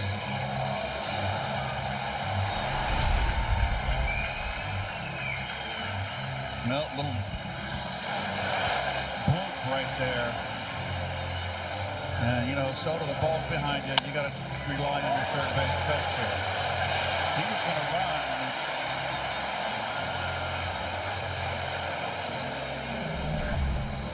Ellicott, the pitching coach, is on his way to the mound. There's nobody throwing in the Phillies bullpen. Stirring around down there. Ron Hill had given up just one hit coming into this inning, but now back-to-back singles by Soto and Bichette have put the tying runs on base for Lindor. Yeah, neither of them hit very hard, but let's see how Mr. Ron Hill pitches with a couple people on base. Off the end of the bat there.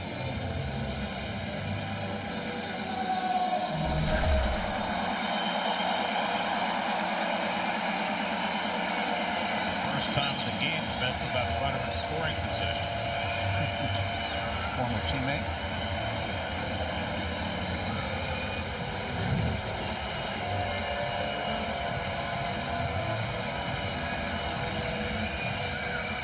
Lindor hit one to the right field fence that Rincones caught his last time up.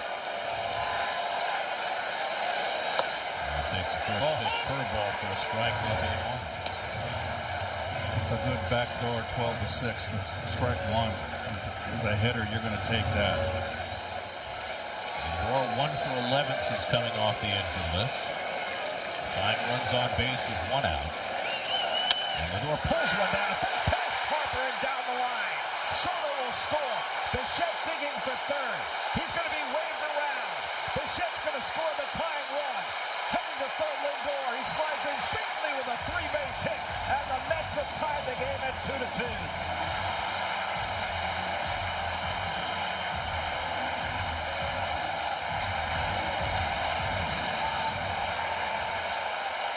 Francisco Lindor with his second hit since coming off the injured list, and it's a big one, a 2-run triple.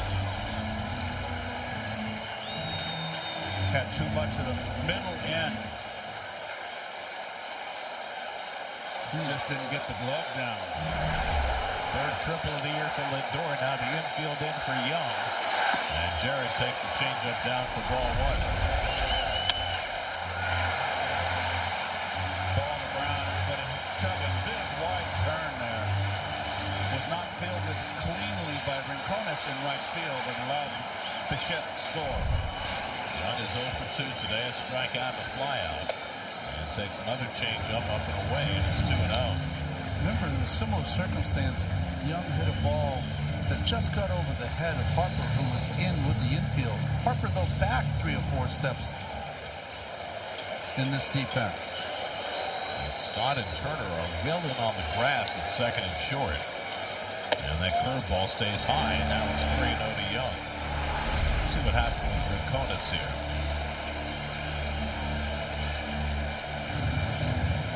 Yep, he kind of botched it there, and that allowed Bichette to score. Much like the ball that Benj had bounce off that concrete under the padding yesterday. Up and in for ball 4, Young draws the walk, so 4 straight reach base for the Mets. He's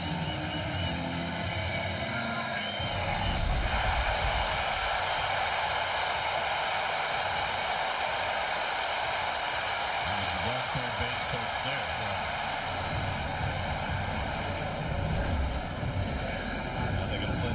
Now against Vientos. You figured double play depth. Looks like they're going to Vientos runs. Looks like they may make a pitching change. Yeah, all of a sudden Rincones is kind of blowing up here. They've got the Bull and the right-hander up in the bullpen, and Mattingly's going to make the move. So Rangel, who was cruising, retired 8 in a row before Soto's hit fell in. Yeah, the Mets have taken advantage to score a couple, and now poised to try to take the lead. Rangel is out, and Bolin coming in. Golden bullpen brought to you by Nissan. Bolin on to try and bail the Phillies out here in the 6th. Faced 43 right-handed hitters, 13 strikeouts, no walks. Faced only one batter in the series in Philadelphia last weekend. Struck out Marcus Semien with a couple of men on. He comes in here to face Mark Vientos, who has seen Bolin before when Bolin pitched for Kansas City. Mark is 1 for 2 against him. And 2 at-bats, and can you remember what he has? But it's an RBI situation, always aggressive in RBI situations. Phillies have their infield most of the way in. A little surprising here. You got first and third, 1 out, and a slow runner in Vientos at the plate. I think this Batter challenges strike ball. I think it's a ball outside.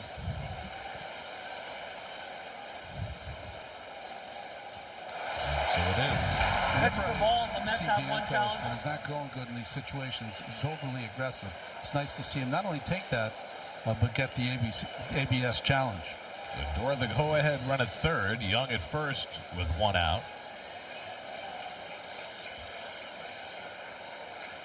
Vientos chases a slider. 1 ball, 1 strike.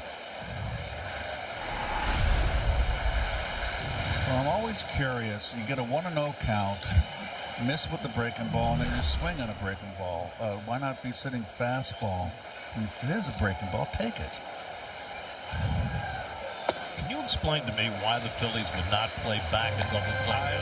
I cannot. With the way they've been coming back on games of the last series of late, offensively, with Vientos' wheels, I would be playing back for 2. Vientos has grounded into 10 double plays this year. I'm a bit surprised. And now Bolin falls behind him 3-1. You got A.J. Ewing on deck. That's a guy you wouldn't want to play a double play depth against.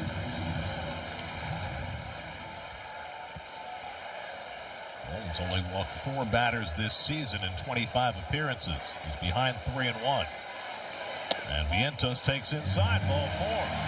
So Bolin, who doesn't walk many, walks the first man he faces, and that loads him up for Ewing. That's the first walk to a right-handed hitter. Well, Mets can make him pay for that. He had his double play guy up there. Now he's got someone that is a tough strikeout and tough to double up. And now they have to play the infield in against Ewing, who's 1 for 2, had an infield hit in the second. I still say you can play the middle infielders halfway here, Garrett. Ewing comes one up the middle, base hit, and the Mets take the lead. Lindor is in, Young right behind him. A.J. Ewing jumping on the first pitch and hitting it right past the drawn-in infield, and the Mets go in front 4-2.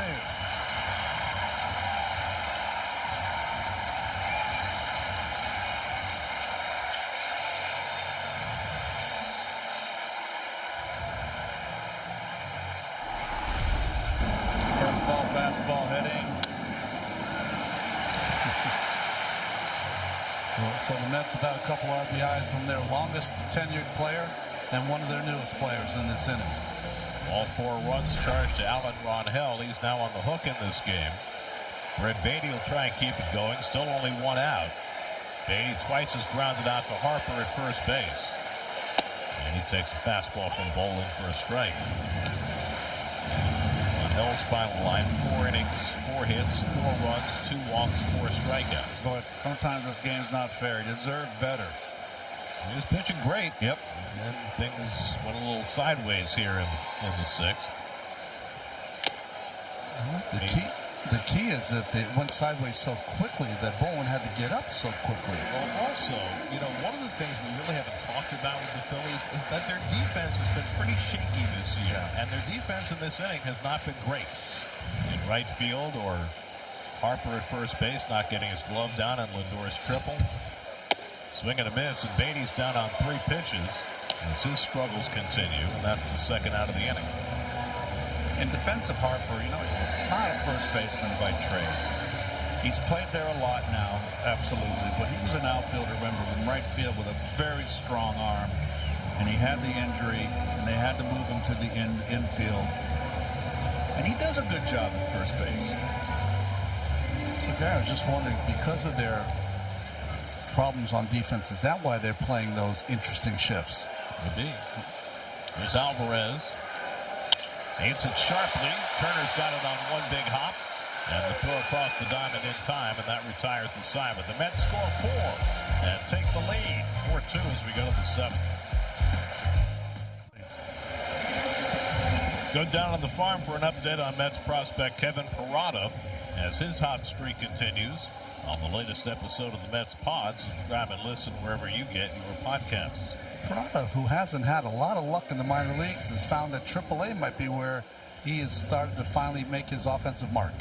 Number 1 draft pick out of Georgia Tech, and the Mets have been waiting for him. Huascar Braziman pitching for a 2nd straight day. Well, the Mets have a lead, so here come the A relievers. And Braziman is on that list. Edmundo Sosa leads off in the 7th. Mets up 4-2. It's begun to rain again. Behind the bag at 3rd, grabbed by Bichette, off balance throw right on target. Beautifully done by Bo. 1 pitch, 1 out for Braziman. Nice play.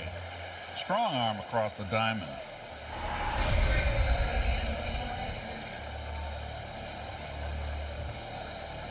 Nicely done. He does it a little unorthodox because most third basemen will kind of run around that ball and field it on their forehand, but he fields those on his backhand. New to the position, of course.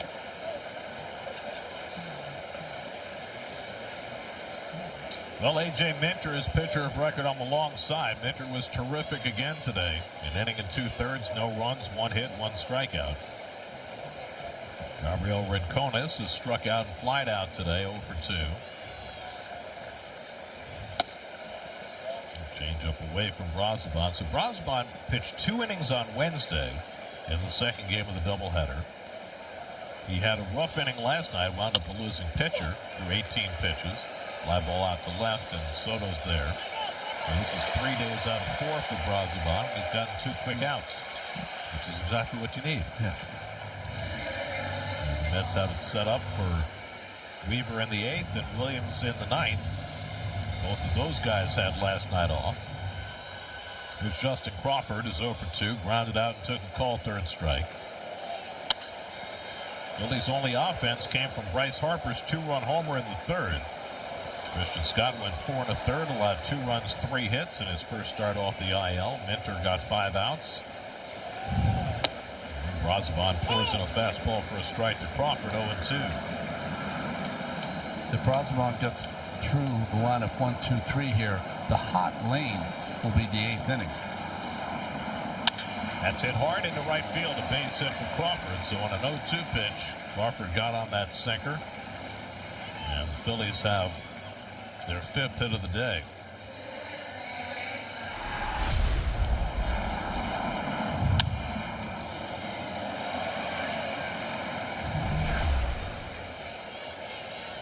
So now you got the speed of Crawford at first base. Kyle Backus, the lefty, is up in the Phillies bullpen. Here's Rafael Marchand, who's had 2 good at-bats already today. Came in hitting 107. A fly ball to the right field fence that Benj caught in the 3rd, and then he hit a hard single to center in the 5th.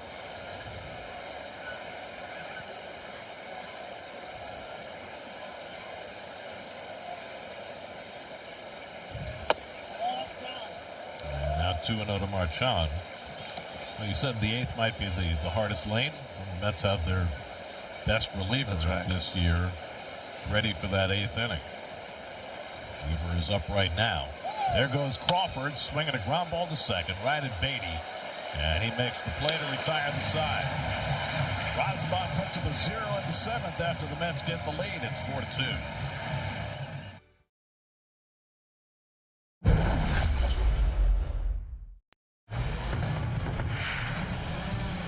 Welcome once again to the Citi Field Construction Update with our man Danny Sesso, Local 45 Carpenters Union. We're in the dugouts today. We get a chance to be on the field today and see what's going on here. How does this process even start, Dan? Well, Kev, I'll give you a quick rundown. Over here, you see some of my fellow union brothers working. This is a slab that the dock builders laid down, and then once the slab is poured, the carpenters pick it up and they start putting up the walls. And this here is it's going to be the back wall of one of the dugouts. This is the visiting dugout. You know what, Kev, I was thinking maybe we'll leave it like that, especially for the Philly guys. Any trap doors involved? Listen, we're pretty crafty people, union carpenters. We can make a lot of stuff happen, Kev. What do you think about that? I believe it. Okay, you know, Jimmy Rollins gets up, maybe we can make a wall disappear. He goes behind it. Where'd Jimmy go? Who knows? It's still some of the best stuff we've ever done on this network in 21 years. Jeez. The Danny Sessa Chronicles. Well, maybe Jimmy Rollins gets up and make a wall disappear. Hey, where's Jimmy at? 28-year-old ground ball specialist Kyle Backus is in for the Phillies. Well, the Phillies had Rangel, who had one of the highest release points, and Backus, you're going to have one of the lowest release points for this left-hander. Mets sent 9 men to the plate in the 6th inning, scored 4 runs to take the lead. They've got the top of the batting order up again in the 7th. Carson Benj hit one deep to right for an out to start the 6th. 1 for 3 today. And he lines this one into right center for his 2nd hit. And again, both his hits have come off the lefties. Something else. Well done. He just muscled this one into right center. Attacking first pitch.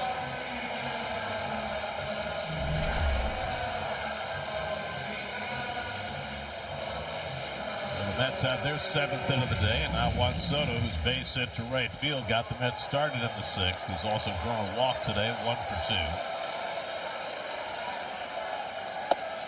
Backus throws that slider to the outside corner, 0-1. Kyle Backus, Texan from Sam Houston State, made his debut with the Diamondbacks last year in 32 games. Came to the Phillies in a trade in the offseason. Ball to strike to Soto with Bo Bichette on deck. Jonathan Bolin went 2/3 of an inning for the Phillies. No runs, 1 hit, a walk, a strikeout.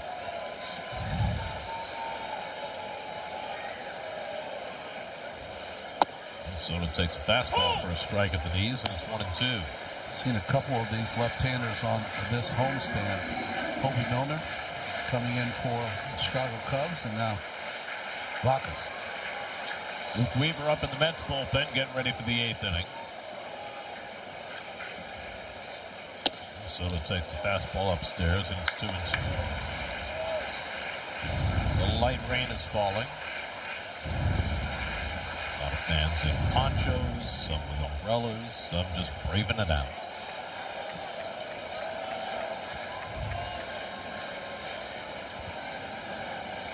And Soto fouls away a fastball.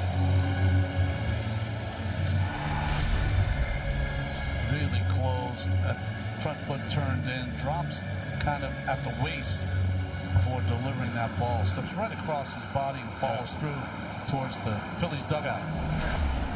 A slight step towards the first base line, too. Soto wastes away that slider. Soto's really staring him down like this is a competition to try to figure out a tough lefty.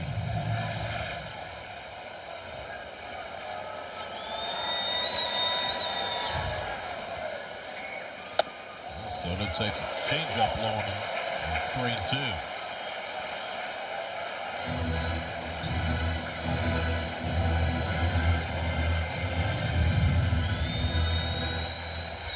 Bench at first and nobody out. Not running. And Soto lines a base hit into right center. Bench lights around second. It goes to the warning track. Bench will be waved around third. He's going to score. Soto heading to third. He slides in safely with an RBI triple. And the Mets lead it 5-2. Lindor a 2-run triple in the 6th, and now Soto an RBI triple in the 7th. That is a major league quality at bat off a side of armor, left-hander against a lefty. That is a quality at bat. One of the outfielders made the wrong choice because that ball shouldn't have gone to the fence. Infield in for Bo Bichette. He takes changeup for a strike. He had the freeze on the line drive. That was the right play. And then he was flying. He was flying.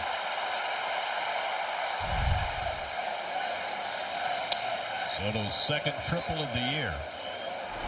Soto got on his horse as well. Watching sure between did. second and third. He rounded first and took a look. He smelled that triple. This is only the 11th game this season in which Soto and Lindor have been in the lineup together. And they've each produced run-scoring triples in the last 2 innings. And 2 strikes to Bichette. For the first time this season, the Mets have had 2 triples in 1 game. Bichette had a single to right field to build that 6th inning rally.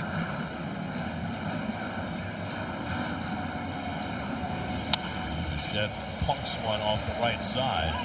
Harper to the barrier, but it's out of play. Watch the level swing here.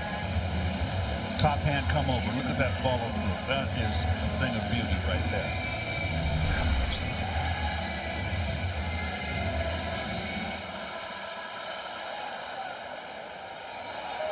Nothing to it. 1-2 coming. Bichette flies one out to left center. That'll get a run in at least. Back goes Marsh to the warning track to make the catch. Soto can walk on in with the second run of the inning. Well, Bichette with a sacrifice fly to make it 6-2 New York. Nice at bat by Bo.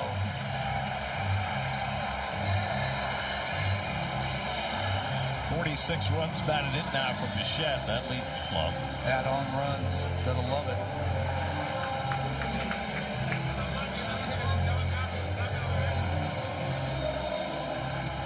Now Lindor, whose 2-run triple got the Mets even in the 6th inning. Turns around about right-handed and takes the slider low and in.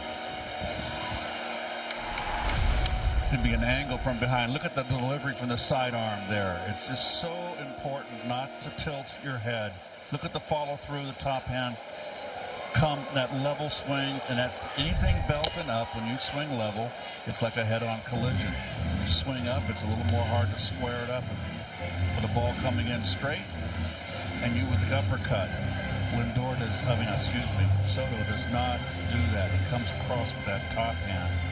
Very widespread with his feet, and he gets down real low. Where'd that ball catch Lindor? In the foot, I believe. Yep. More calf than Yeah, foot. a little bit of the shin bone got there too. That shin bone, it hurts when you get it off your shin bone. 1 out and nobody on with 2 runs home in the inning.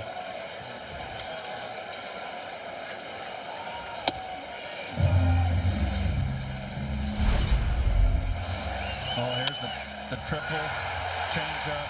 Too much of the inner half of the plate. Big hit. And tied the game. And then A.J. Ewing with the infield drawn in with the bases loaded, bang well up the middle to drive in the go-ahead runs. Soto and Bichette adding RBIs here in the 7th.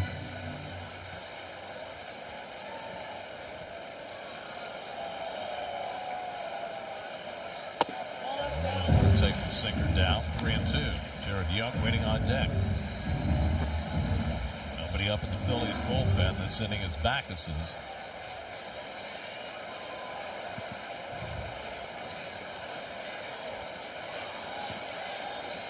And he walks Lindor.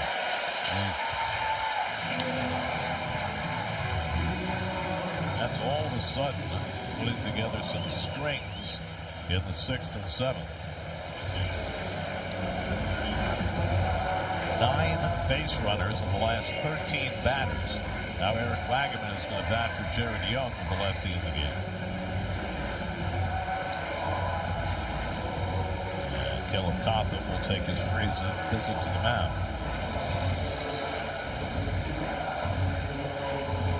Well, the Mets have been waiting for this kind of offensive outburst. They've been scoring virtually all of their runs on home runs the last week or so. But they've slowed together some hits in these last 2 innings. Yeah, and then putting some hits together. And Bo Bichette with a good at-bat to get the sac fly. Some 2-out hits, all of that. I think we're seeing a little bit of the Achilles heel of this Phillies team, too, the depth of their bullpen. Tonight at 11 o'clock, it's on to Sports Diamond. Much more on this game and the rest of the day in baseball and all the rest of the sports news on to Sports Night tonight at 11, right here on SNY. Tobias Myers has gotten up in the Mets bullpen. Weaver had been up, but with the Mets extending their lead, it is Myers who is throwing now. At the top of the batting order coming up in the 8th. So here's Wagaman with Lindor at first and 1 out. And he takes a sinker for a strike. He's going to challenge that call. I think it's low. Batters challenge your strike call. Low. Borderline low. And so it is. Pitches a ball, the Mets still have 1 challenge left. Well, you said that Doug Eddings is a pitcher's umpire. He can't. Well, not anymore. Yes. Can't do that anymore. Well, you can once they run out of challenges. That one's low, too. Batters challenge the next pitch. This is back-to-back. See what he said? Challenging the next pitch. Yep. Back-to-back. There you go. Pitches a ball, Mets have 1 more challenge. Doug may have to just adjust. Got to just raise those sights, Doug. Wagaman had a 2-run pinch hit home run night before last. Chops one to the right of the mound. Tough play coming in for Stott. Has to barehand it and got it by a stride. Nicely done by Stott. Lindor to second with 2 out. Lindor got in the way of Stott there, just enough to make. Nice barehand. Good play by Stott.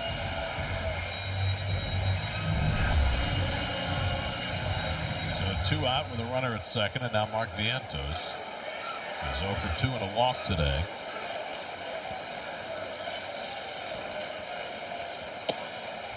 And he takes a sweeper for a strike. Vientos was right in the middle of that 4-run 6th, drawing a walk against Jonathan Bolin, first man he faced. That loaded up the bases for Ewing.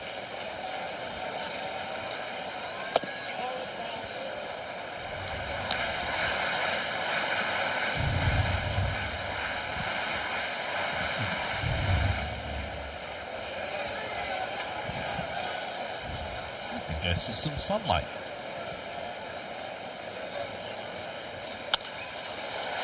Just some near slivers of sun in the outfield. It's a Oh, I think it's pushing out, Garrett. Our first sun of the day. Yeah, the sunlight's pushing out? No, The rain. the rain, the clouds. The sun will come out tomorrow. 1-2. Struck him out with a fastball. Inning over, but the Mets tack on a couple and lead at 6-2 after 7. Tom Mercedes Benz postgame live on the way. Soto and Lindor together in the lineup. With Bichette, been a quality trio today, and Christian Scott was good. All right, we'll take a look at how they have done what they've done coming up on the postgame show. Garrett. Well, Andy Green's not going to mess around. He had Tobias Myers up, but he's going to go with Luke Weaver with a 4-run lead in the 8th with the top of the batting order coming up. Trey Turner leads off against Weaver and gets a swinging strike with a cutter, 0-1. Yeah, that is the book on Turner. We've seen Turner over the years. He does chase that breaking ball out of the strike zone from a right-hander away. The last reliever with a scoreless streak this long for the Mets was Mark Guthrie in 2002. Guthrie had 27 consecutive scoreless innings. He's second on the Mets all-time list for relievers. The only one longer was Jesse Orosco, who went 27 2/3 in 1983. Yes. Wagner stayed in at first base. J.O., what a great year he had in 83.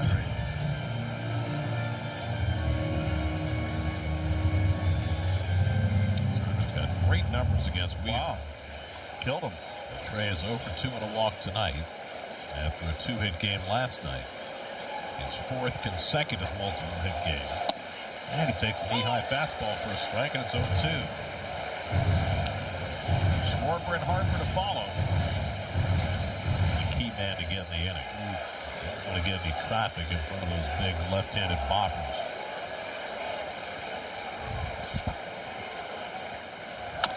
Turner just got a piece of the changeup to stay on the at-bat. And caught Alvarez.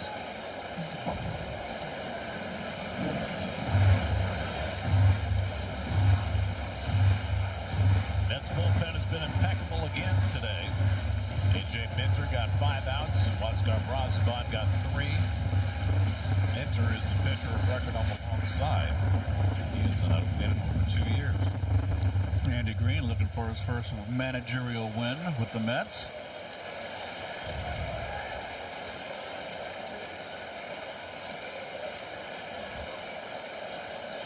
Two coming to Turner. And he pops one up in foul ground. Wagner hoping for a play right to the railing, but it lands behind the dugout.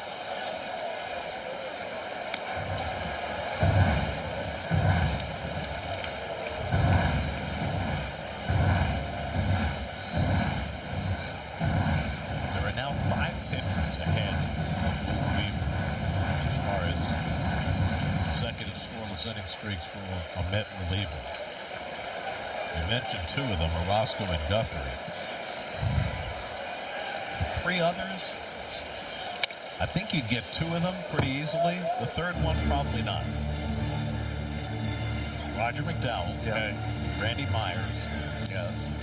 and Anthony Young. Really? Oh, really? Same guy who lost 27 straight games. He had a 23 2/3 consecutive scoreless inning streak as a reliever. 0-2 coming to Turner. And a half swing. He went around strike 3. And Weaver gets Turner to start the 8th inning.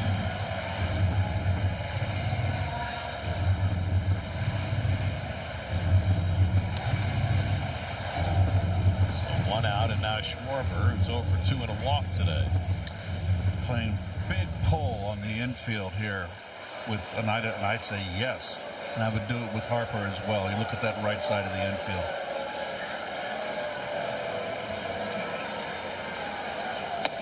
Schwarber tried to hold on the changeup, but it was out of the strike zone, ball 1.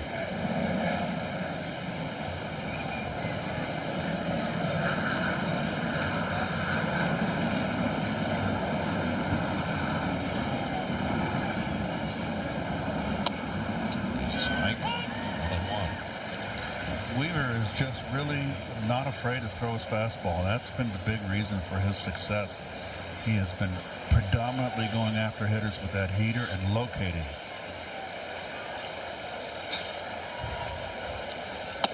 Good changeup. to get ahead on Schwarber, 1-2.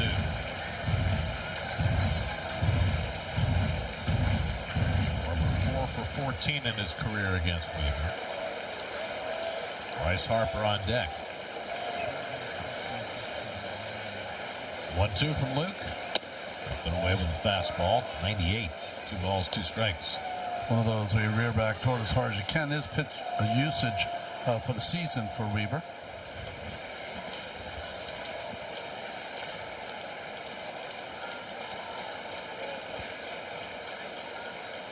2-2 coming. Got him. 2 down. Little cutter from Weaver, and he's got back-to-back strikeouts to start the 8th. Probably feel as a left-hander you're going to see either the four-seamer or the changeup. And he changed it up by throwing him a cutter. Well, Schwarber's got that home run swing, and he just gets under that one.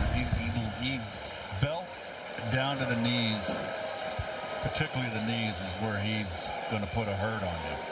Now Harper, whose 2-run homer in the 3rd, accounted for the 2 Philly runs today.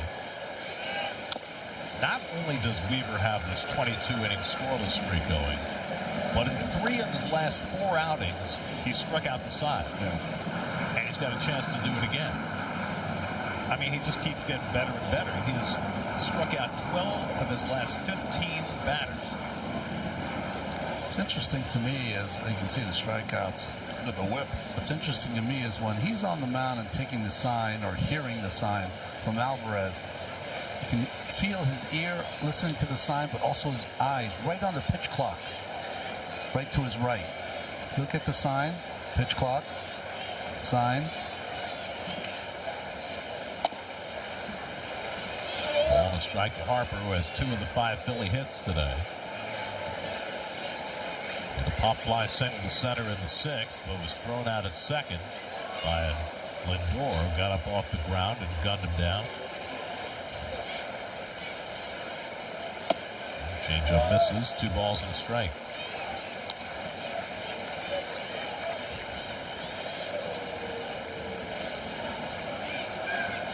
This would be one of the times that you would really go right after him.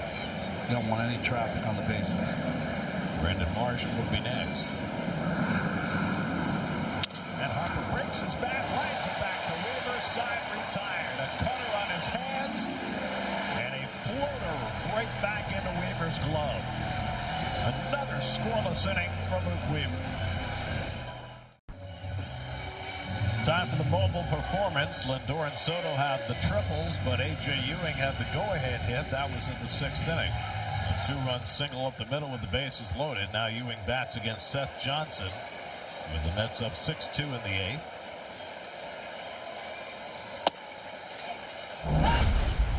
Didn't waste any time either. First pitch, jumped right on an infield end, up the middle. That is the game winner right now if they can hang on. Ewing has 2 hits tonight. He's 3 for 5 in this series. And Johnson throws a fastball strike. We saw Johnson the first game of the series in Philadelphia. He worked a 1-2-3 inning. Went to Lewisburg College in North Carolina where he was a shortstop. Lewisburg College where Otis Nixon went. Otis. My man. Chopper out to shortstop. Turner plays the hop. And pulls out Ewing by a hair. 1 out. Ewing hustles down that line always.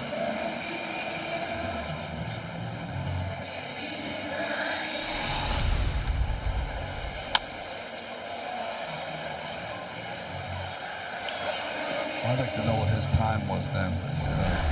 He really got down there quickly. Surprised Trey Turner. So 1 out and nobody on. Now Brett Beatty, who's 0 for 3 today. Hits the curveball high. Devin Williams is up in the bullpen.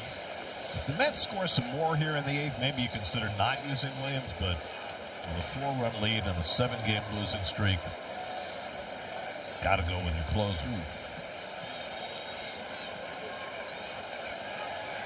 I mean, the Mets bullpen has been so good this year, but it feels like it's been a rarity when they've had a lead to protect.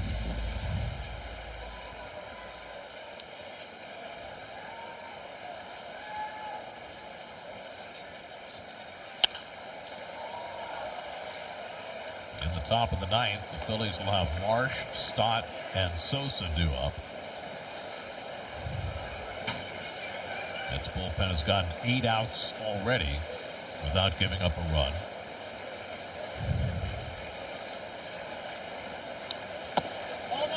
Beatty lays off the breaking ball. 3-1. Seth Johnson, former first-round draft pick of the Tampa Bay Rays, into the Baltimore system. Phillies got him in a trade for Gregory Soto, who would later pitch for the Mets. And that's ball 4, so Beatty's on the walk. That's the 5th walk for Phillies pitching today.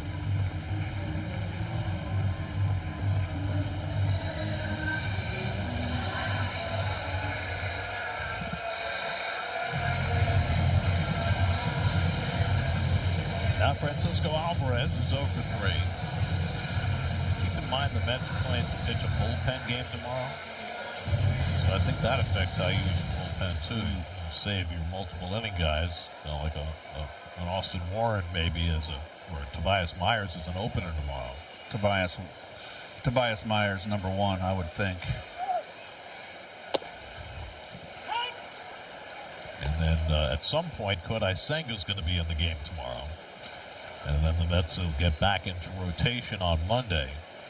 They sent Zach Thornton down today to make room for Christian Scott because they have an off day coming up next Thursday and will not need that spot in the rotation. The reason they need a starter tomorrow is because they played a doubleheader on Wednesday. That's right. So that backed things up. And then McLean will open the road trip in Toronto on Monday night. 0-2 to Alvarez, is 0 for 3 today.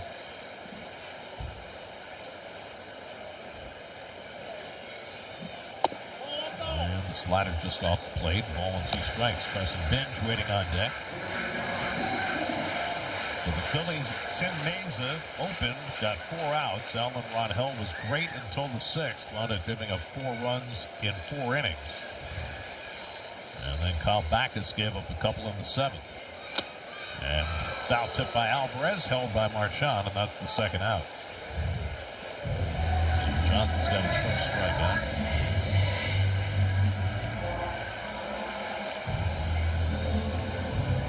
Now Carson Bench, who's 2 for 4 today. Both his hits have come against left-handers.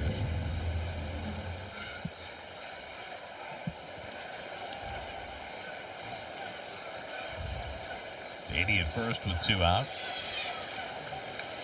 And a check swing foul. Well, sometimes your family takes you to the game, even though you would have preferred to have stayed home and read a book. It's one of those summer beach novels.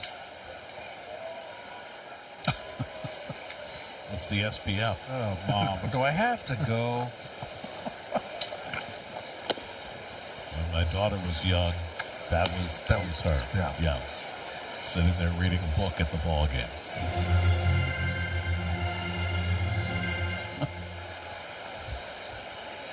She's very rapt.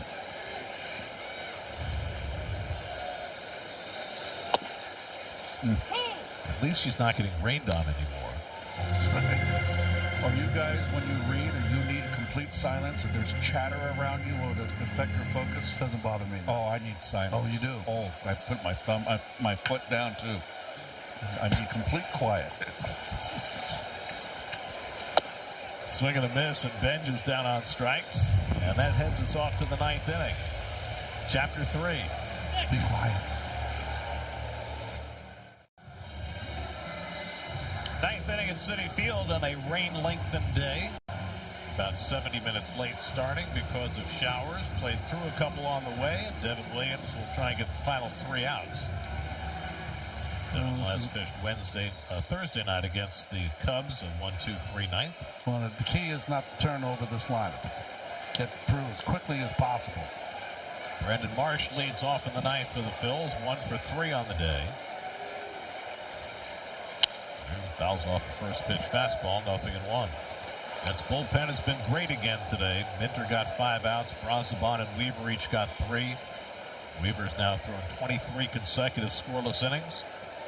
And Williams in a non-save situation trying to wrap it up. And Marsh swings and misses at the airbender. No balls and 2 strikes. Bryson Stott on deck, and then Edmundo Sosa for the Phillies in the ninth. Phillies 2 runs and 5 hits. The Mets 6 runs and 8 hits. Mets took the lead in the 6th, and they've held it ever since. Popped up. Racing in from third is Bichette, and he gets there to make the grab. 1 out.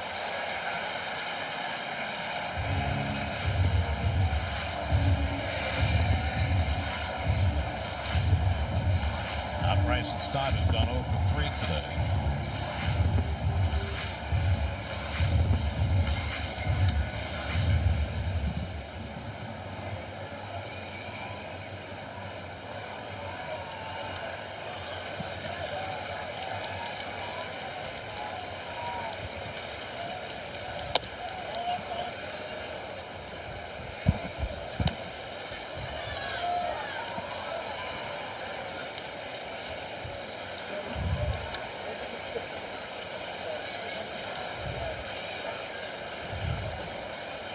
And Stott takes the fastball right there for a strike, and it's 1-1. 1:40 first pitch tomorrow. Will be on SNY.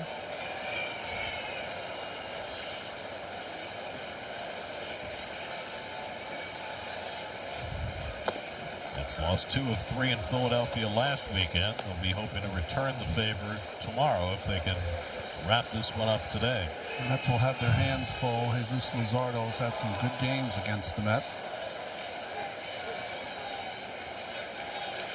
2-1 coming to Stott. He fouls it away. 2-2. Encouraging start for Christian Scott today. First start off the injured list. 4 1/3 innings, 2 runs, 3 hits, 6 strikeouts. The only damage, the 2-run homer by Harper. And certainly that bodes well for his next outing in Atlanta next week. 2-2 coming, and Stott takes a fastball that just missed, and he did not swing. It's 3-2. Christian Scott, who really had a plan coming into the game. He didn't throw his first fastball till the 8th pitch of the game. Struck out Turner on 3 sweepers to open the game and kind of set the tone. 3-2 from Williams, and Stott takes the changeup down for ball 4. So a 1-out walk to Stott. 4-run lead. Sometimes you just gotta throw a heater. No free passes. Third walk for Met pitching in this game. And now Edmundo Sosa, who's 0 for 3. Line to short, grounded out twice.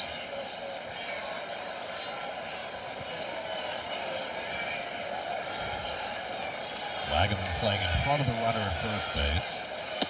And Williams misses away with a fastball.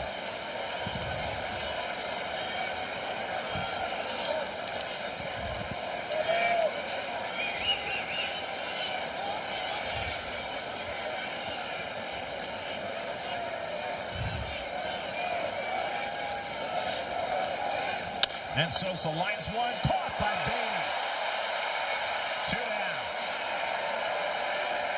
A sinking liner, and Bailey went down to get it, and the Phillies are down to their final out.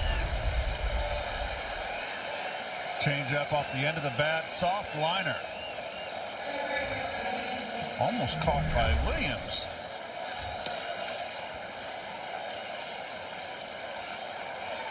So 2 out and a runner on first, and here's Gabriel Rincones, who's gone 0 for 3 today, a strikeout and 2 fly balls. Williams trying to put on the finishing touches. Stott takes off for second. That's let him go. Defensive indifference. Strike 1 to Rincones.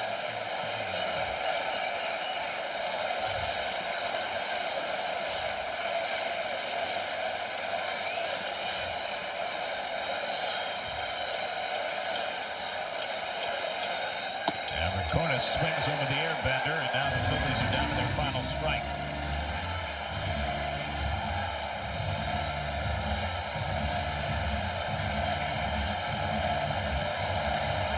A big portion of this crowd of 37,000 has hung around through all the raindrops. Hoping to see the Mets win for the first time in more than a week.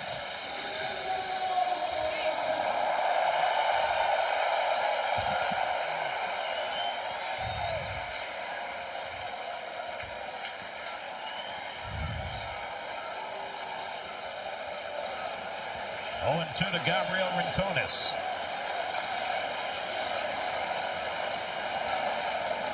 He struck him out and the ball game is over. Andy Green gets his first win as Mets manager. The Mets bullpen is impeccable again. 4 2/3 scoreless innings. RBI triples by Soto and Lindor. Ewing with the go-ahead hit, and the Mets snap a 7-game losing streak as they beat the Phillies 6-2. Well, those guys right there, Ewing with the game winner and Soto with the triple, drove in a run. First time, as Gary mentioned, that Soto and Lindor have played together, and boy, were they productive. Lindor with that triple that tied the ball game. 4 of the 6 runs were driven in from Soto, Bichette, and Lindor. You know, Minter got 5 big outs in the 5th and 6th. And Christian Scott, when he starts, it's win day. 10 starts, the Mets record is 8-2. A.J. Minter gets his first win since April of 2024 when he was with the Atlanta Braves. Today's win brought to you by Moomoo. Create a Moomoo account and join Winners Rush. For every Mets win is your chance to win, too. Terms and conditions apply. Moomoo Financial Inc., member FINRA, SIPC. Here's your game summary. First win under Andy Green. Mets snap a 7-game losing streak. The Phillies' 4-game winning streak comes to an end as the Mets win it today 6-2. The Amazing Mets Foundation is proud to contribute $2,500 to Northwell Health and the Cass Institute for Women's Health for every Mets win. For more information, visit northwell.edu/cats. The total contribution so far this season is $87,500. New York Mets baseball on SNY is brought to you by Nissan. Every Nissan is designed for people who refuse to settle for less. Visit nissanusa.com or your local dealer. By Prevagen. By ShopRite, we are here. And by Hyundai. Hyundai gives you America's best warranty on every new vehicle. Visit Hyundai.com for more information. You're vindicated, Mr. Mann. Final score this afternoon, the Mets 6 and the Phillies 2. Rubber game of the series tomorrow afternoon. 1:40 first pitch. Jesus Luzardo for the Phillies. Bullpen game for the Mets. Coverage begins on SNY tomorrow at 1 o'clock. Now for Ron Darling, Keith Hernandez, Steve Gelbs, and our entire SNY crew, I'm Gary Cohen at Citi Field. After this break, it's Mercedes-Benz Post Game Live with Gary Apple and Todd Zeal.